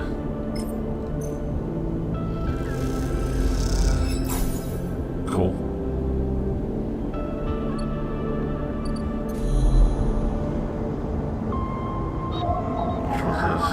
That's Havenage. Unfortunately, I don't have a 4 now for this one, so that's not good. And again, I have a lot of these keys, but I don't know what they're for.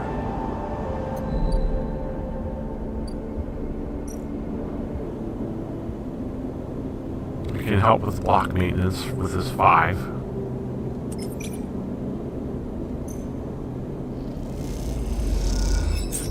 Nice. And of course that gives me some, because I completed an engineering action, that gives me some scrap, which I can then convert into money, and then I'm a trusted trader. So now I can go to the ort fabricator.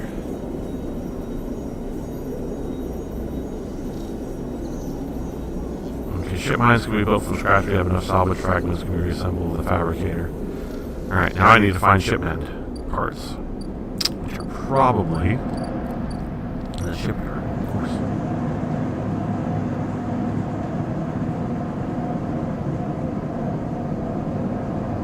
Okay, I need to see if I got a 2 in here real quick. I know that one's a 4. There's a 2.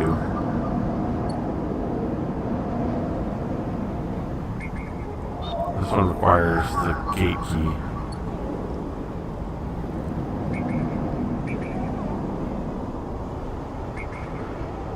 And that's as far as I can go there for now. This agent requires a 1. Also roll 1. This is a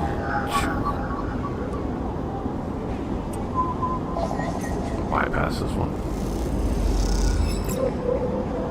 Got more Havenage data.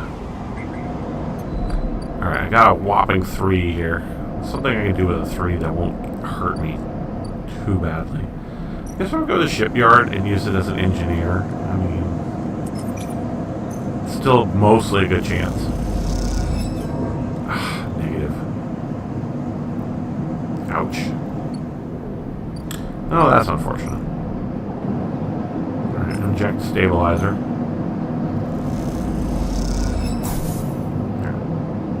Body repaired.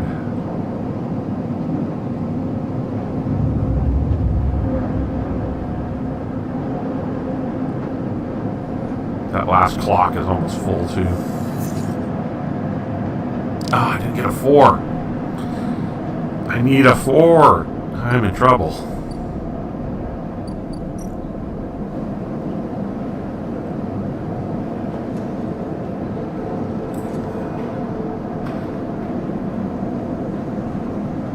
I completely forgot about stealing the dock plans. Get it done now with a 6.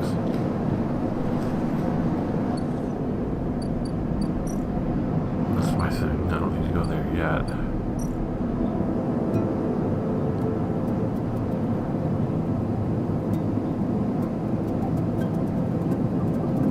Skill upgrade required.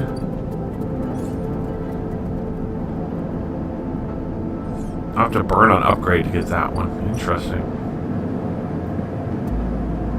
I can buy one of ship mine fragments. I need 3. Got one.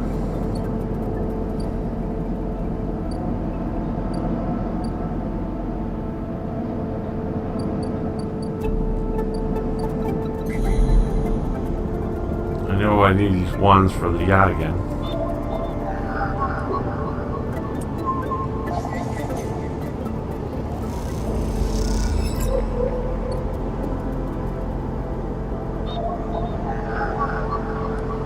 Now this keynode. Burn this 1 and 2s as much as I can. Again, I don't know what these keys are for.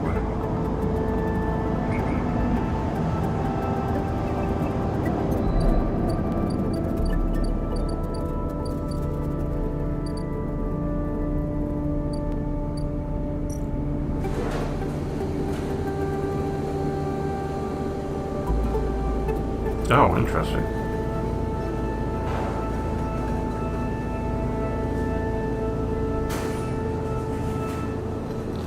I can make noodles and get food that way.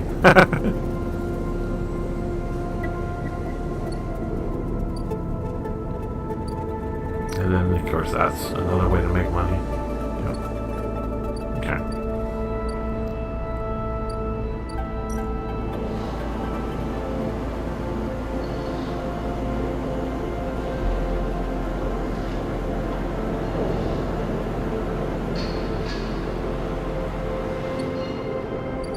A lot to do. And then the gap. How much does it cost across the gap? 150.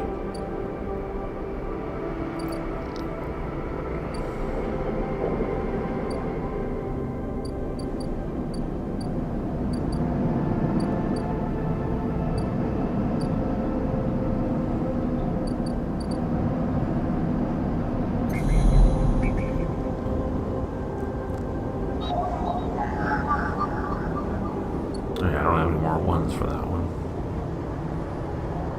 Alright, let's see. What can I do with this 2?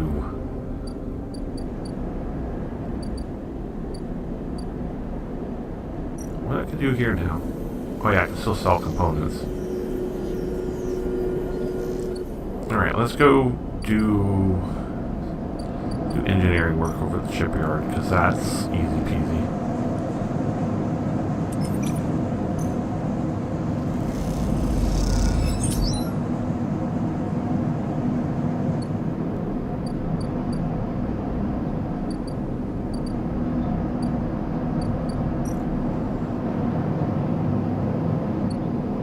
Next turn, the hunter's gonna find me, and its own dangers.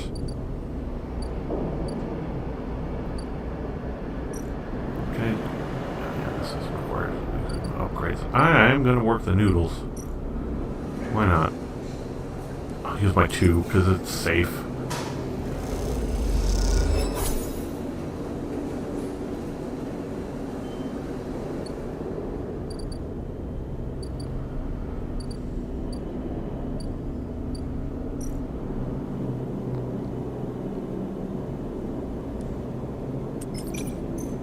Use my last engineer dice here.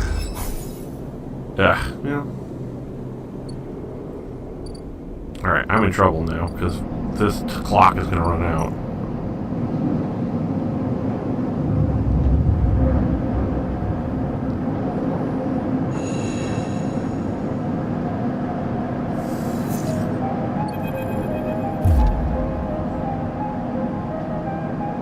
Hold it there, sleeper, comes voice behind you. Don't you run.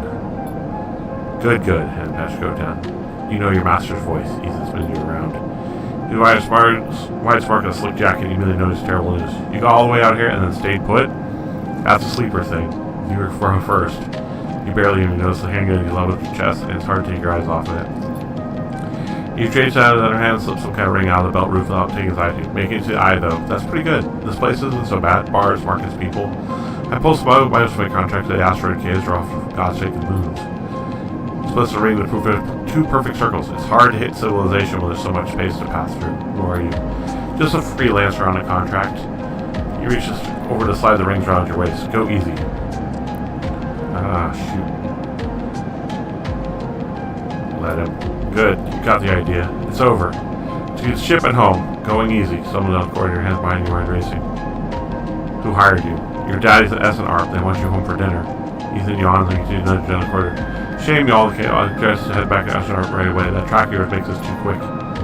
Was hoping you could put more of a chase, running battle through the bright market maybe, or hold down on the low end. There's a few establishments that would enjoy checking out while I asked around. Besides, a little longer time for you trying to escape. That S&R track will be the death of you. Hey, I have an idea, Ethan interrupts. How about on the way back to your ship we stop for a drink? I'm buying. I have a better idea. Spread out one of those where you dramatic pause and try to jump me, because I'm pretty tired of that. Although, I got myself thinking, what's the rush here? One of the most lawless joints in the circuit systems are already heading for the exit. Positive, try to do in silence. Okay, here's the idea, starts Ethan. You and me, we make a little agreement. Here are the terms. You run, or leave, or try to abandon the eye. I shoot you. You plot or scheme, you try to kill me, I shoot you. But you come meet me in an establishment of my choice every few cycles, and you pay me my tab. I don't shoot you. You don't pay my tab, he rattles at it, he gets the idea. You're letting me go? Not at all, let's go open custody. You're free to mooch around the eyes as long as you keep paying up. I really thought I was going to have to kill you, but this is so much better. Click something in his belt and the rings release from your wrist. I'm going to see if I can find my old stool at the compressor club. Come see me there. Eamon's handgun, he's swinging down the sight. Let me just remind you that the body of yours is one big tracker, so don't even think about leaving the eye. I'll know. Mr. Relief and Terror feels overwhelming. What are you going to do? Well, shoot. Disable the tracker. Yep.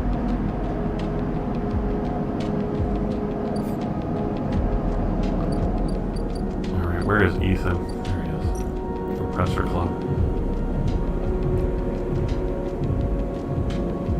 This bill isn't going to be small, is it? Well, I got some decent dice at least, and I got a 2, and I got a 4. Okay, good. Wish I had disabled my tracker before he got here. Alright, I need a 1 for that one. I'm gonna burn my 4 now. I could not get a 4. After all of those. It sucks so bad.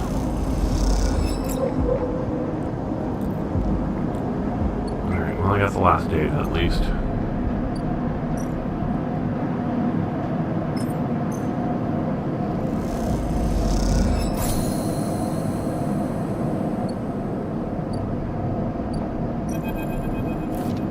Into the Bay Fang is nowhere to be seen. The banks of servers and machines blink out of the darkness.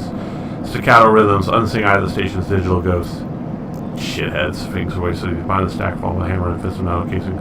Those snaky shitheads. Who's snaky? Sleeper, Fing slightly pops out from the stack. Just the emulate conscious I'd be eager to see. Come back here. Pack your way up the thumbing stack, trying not to trip the loose cables that blanket the dark floor. Fang is sat in the front of the monitor surmounted the stack. Tell me, Sleeper, what do you see here? Fang waves the monitor inside, glowing pale with information. Then closer looking at links to the data. The table seemed to be filled with personal information, names, genders, dates, ID numbers, all the markers and digital name. People. People, yes, but whose people? Heavenage? No, not quite. He taps the terminal. I pulled these from old data you brought in. All the employees of the Eye's original owner, Solheim, but this one. This is a sneaky shithead. He stabs the screen with his finger and reads it Harden Hurst. Who's Harden? That, says Fang, giving a sideways look, is the thing. The guy is still out beside him and motioning to sit. There just so happens to be a Harden Hurst in Havenage. He waits for your reaction. Are you sure? Well, that's when you might be able to help me, Fang leans back at you. Just think about it. Decades ago, Hardin worked on the station as a... Fang leaves across, look at the monitors. Senior Strategic Operations Executive. Fang raises his eyebrows at you. Hardin was keeping money coming in for Solheim. He defined it priority growth initiatives by making sure the extractors, the contract out, were looked to a system and outsourced all the rest and kept the profit. Good old Hardin shut in thousands of Palladium Rush workers into the infrastructure, which meant they cut off their work and did straight back to Solheim. How do you know this? I grew up here, Sleeper. This is my history. I'm a child of the collapse. Fang turns back to the screen, staring hard at the strings of code flickering by. Before I was born, my parents were Solheim contractors. They ate in Solheim canteens, worked on Solheim chips. They breathed Solheim air and slept in Solheim beds. Fang's voice raised as he speaks, his hands fisted on the terminal edge. And the work that paid for the existence, the cycles of hard extraction out in the belt, Solheim took their cut. This was a company town, so to speak, and my parents were just another long line of freelance contractors willing to risk their lives for a shot at anything other than poverty. Disposable. This guy, stabbing hard once again in the finger, strategized all that. Did the sums, and then somehow thousands and thousands of cycles later, he is still going, still here, crawling on the walls like some shithead snake. He survived the revolution. But how? These guys, they were big time. There's a lot of money can get you a company man. Fang relaxed a little. But how is Hardin still kicking? I really don't know. Turns to you, smiles. So we're going to find out. Hardin has now a big shot in the shipyard, just a few degrees back around the eye from here. Fang breaks the map lower eye. Havenage might be born out of Erland's revolutionary zeal, but a flat hierarchy it is not. Hardin happens to float at the top. Fang zooms in a few yards. Fang grimaces. The thing is, I don't have access to those systems. The shipyard's crew is pretty paranoid, and they don't like anyone from systems stringing around their stuff. Plus, we need more than just the name of the Solheim executive. We need proof. Fang holds the thumb sign of stride drive. That's where this little creation of mine comes in. I call it a ripper worm. Turns the drive between his fingers. It ripped through any digital storage and spit out a silken thread of filtered data. This one is set on the set in Hardinhurst. He hands it over. Getting into the compound might be tricky. Fang puts down his shoulder. But you, however, have a particular knack for remote access. Fang grins. If you can extract yourself a Havenage cipher from a Hagen agent, then someone sometimes carry them along their data caches. You can crack open the compound network and slot the worm in through any open port. You never need to go near the shipyards. So what do you say? What's in for me? Rooting out Krupp snake not enough? Find the information, I'll start working on that tracker of yours. Anything the worm gets, it'll send back here to me. There's something wrong here, and I aim to get the rotten core of it. Leave Fang digging through data among the wires of Machineville Station. As you walk out, you try to imagine the eyes it once was, a vast machine running smooth and strong, directed by people like Hardin. A vast Solheim-built machine to which thousands poured from surrogate systems looking for a new life.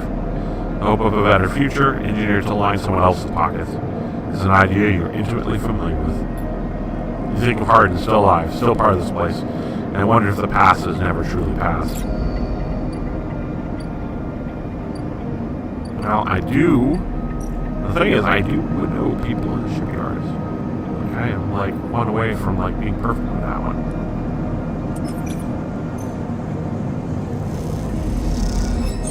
And there we go.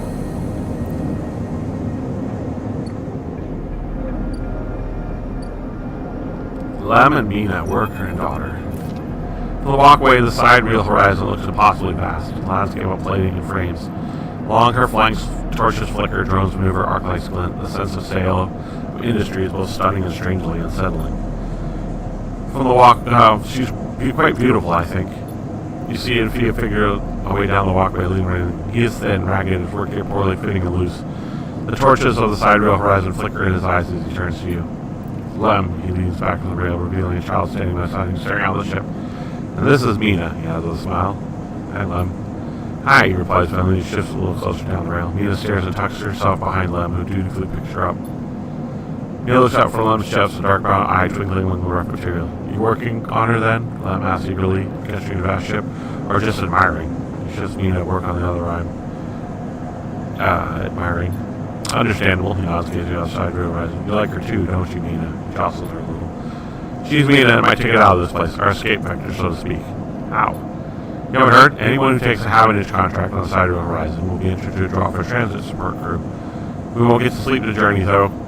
But a couple of decades of service will be nothing for me and Mina if it means a landfall on a new world, he winks. Transit support? Someone needs to stay awake to keep the thing running. He straightens up, stretching his back. That's a colony ship, Ren. The The Zephus Foundation is sending thousands to settle the system well outside the reach of the core rules. It'll be a totally independent colony. No surrogacy, no corporations. Why is it here? Why build it here, you mean? He grins. Don't ask me. I don't know that much as Mina about that. He ruffles Mina's hair thoughtfully. I suppose many corporations weren't too happy about breaking with the idea of surrogacy, setting up somewhere without the feeding it back into the core.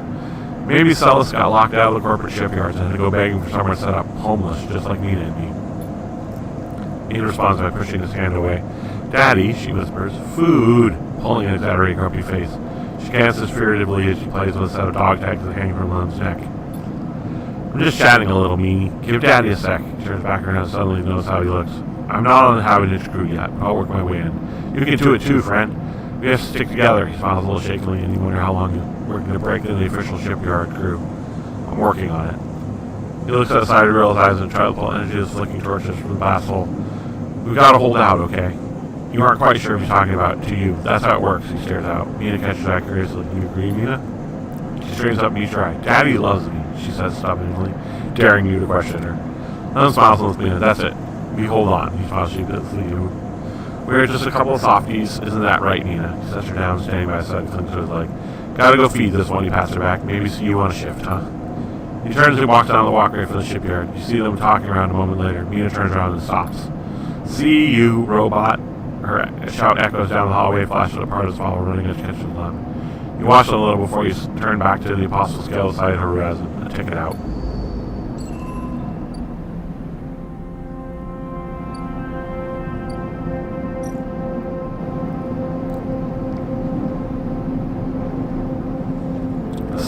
Oh, we'll pay for Yadigan data. Okay.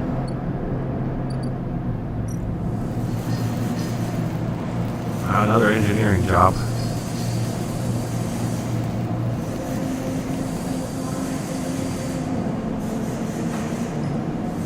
Alright, so I'm allowed no more than 3 mistakes, it looks like.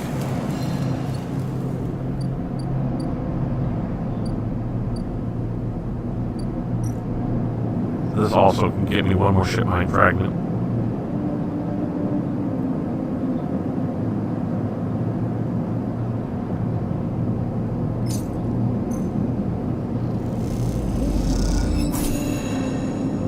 So now I have 2 ship mine fragments.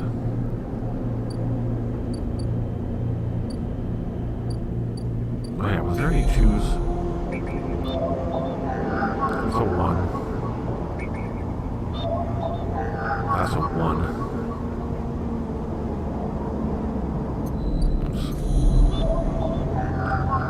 That's a Haven Age agent. It's 2.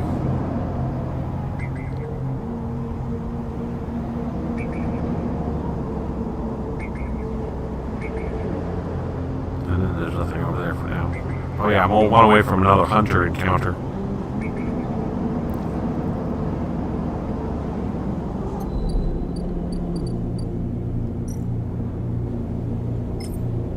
Give her 1 more data.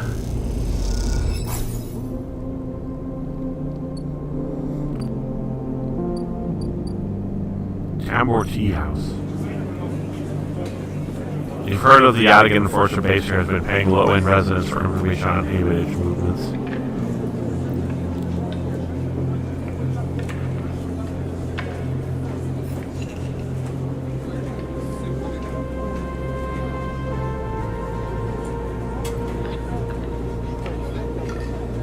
Oh yeah, I also gotta do that too. Alright, first of all, let's pay with the data I have.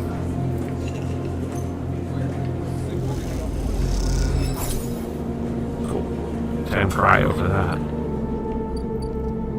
Not a lot, but it's something. Alright, let's finish up my thing with him.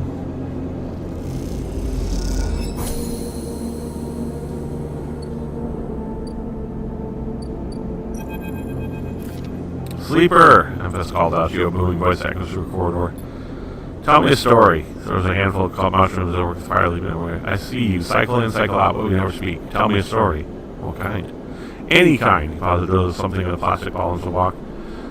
What of yours? He looks up at you. Nothing stolen. He Pause, the spices rich and nostril. I think the kind of story you like to tell emphasis.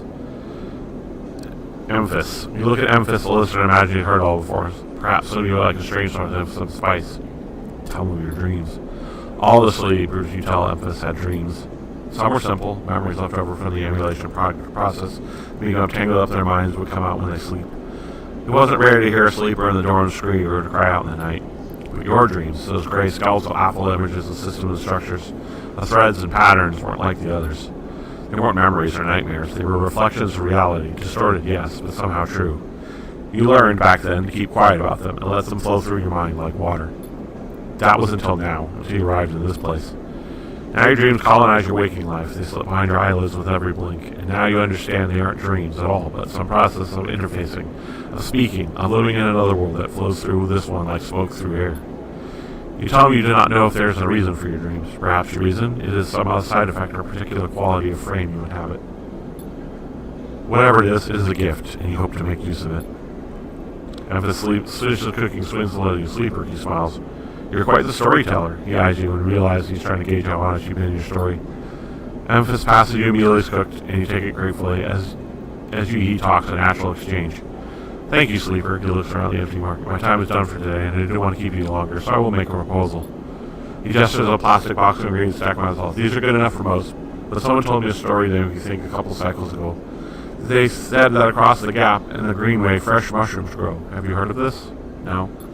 Neither had I, but I trust the one who told me, and if his toes pick up magazines. Can you bring me some? Not across the gap, and I worry about leaving my things behind. I'm sure a story like you can handle the trip. I will prepare them for you, and if you wish to tell it, be in the audience for another story. Agreed. Good. Then I will wait for you to bring them. I will prepare your recipe then, sleeper. Good luck with your foraging. Turn away and walk back to the main market. Rich taste of Emphasis food still lingering in your mouth. Stories for food, you think? A trade that seems more than fair.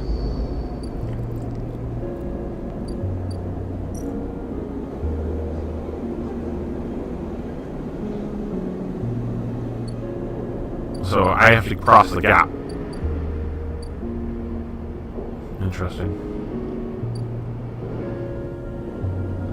Okay.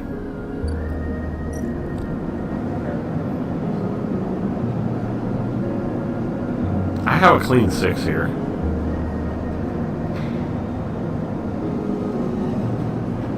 Just gonna use my 6. Steal the plans. Boom. Easy.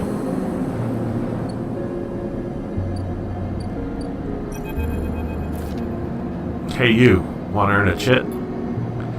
Ankita stands behind a huge pile of tied together whole plates. She stretches out her back, her shoulders bulging beneath her flight suit. Make it 2. Ankita laughs. This goddamn station, she sighs and pinches her razor. Alright, come here then. You cross the docking course and she splits the plating into 2 bundles. What is it with this place, she asks as she angrily lashes the mass of the plates together. Everyone wants their cut. She straightens up at an imposing height, her armor plates creaking, looks up and down. Or does they just think I'm an easy mark? We all need to survive. Ankita softens. I get it. I do. She shakes her head. But if I could just go one cycle without some jumped up grifter trying to take me for an idiot, then that would be nice. You hoist one bundle of plate on her shoulder. Come on then. Enough chat. You've got to earn those chits. You shovel your shoulder plates, but you do eventually. Ankita gives you a look. Ship's this way, she says, the gantry to press the speed to capture to turn the passage, pushing through a small crowd of stove doors. What's all this for? Oh, this? She nods, playing her back. I'm building a treehouse. She gives you another look. It's for the ambergris, that cutter you might have been sitting silent over there. She wraps and turns the cutter to trail behind. She's got it pretty badly on her last job, and had more up here for a spell. But since then, it's only gotten worse. Someone's got in and sliced the core from her ship mine. So now she's gone dark. She sits a paddle on her shoulder. The upshot is I'm short one ship mine, with a ton of repairs to do, and the rest of the crew signed off the moment they got wind I've been stranded. So yeah, it's been a time. Anything I can do to help? I don't know. Got a ship mine tucked away on that frame of yours? Or wouldn't she too serious? She swings the place to her back, knocking all the process. This is me. She hauls out second blood on your shoulder. You're the first one I've met who might actually be considered helpful. She pauses, chewing her lip. Look, you want to help? Come see me. I need a hand putting Amber back together, and you don't seem like the type to try anything stupid. She passes the bundle of plates through the ambergris locked door and turns back. Just go spreading all this around. And Kia throws you a couple of chits. She gives you a parting nod and ducks through the door. Alright, get out of here, she calls back, and the lock slams shut.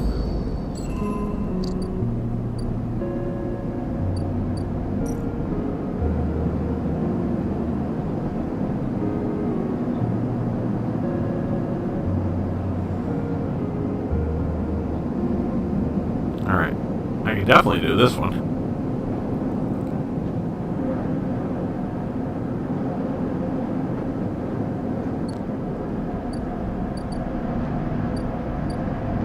Alright. Where was it?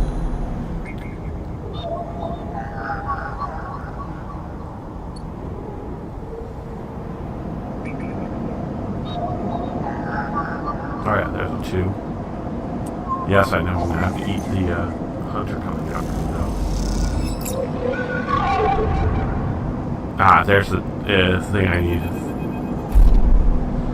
Find you, test you, entity, submit. Strange head pops vision. Your ally in the sealed dock cannot save you. And that globbed head you see spring me to death. So he's spinning there, threatening to tear off his thin skin and whip out the void around. What happened to this creature?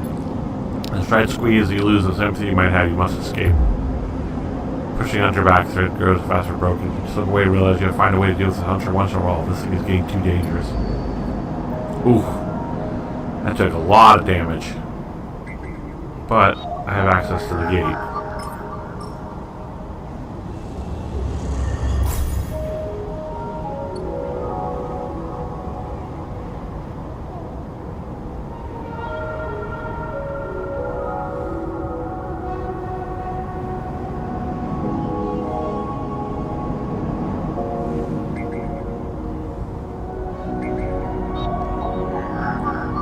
There's the data. Ripper worm.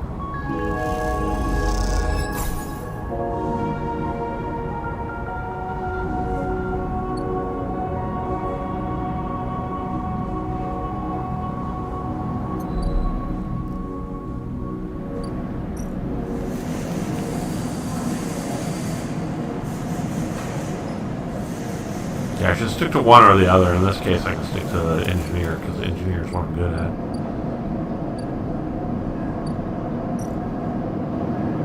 Okay, the clock is running on that one.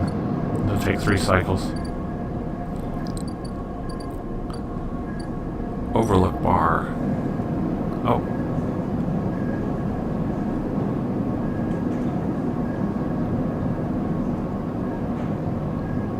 Ensure your frame can metabolize alcohol. And then I'm worried about his tab.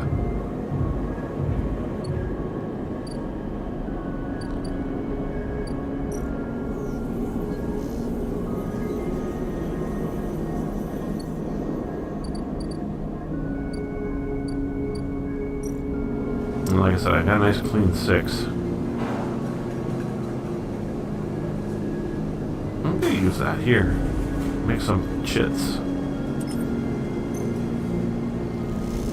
How much do I make there? 13? Not great, but not horrible. Alright, that's gotta call it. I'm out of actions.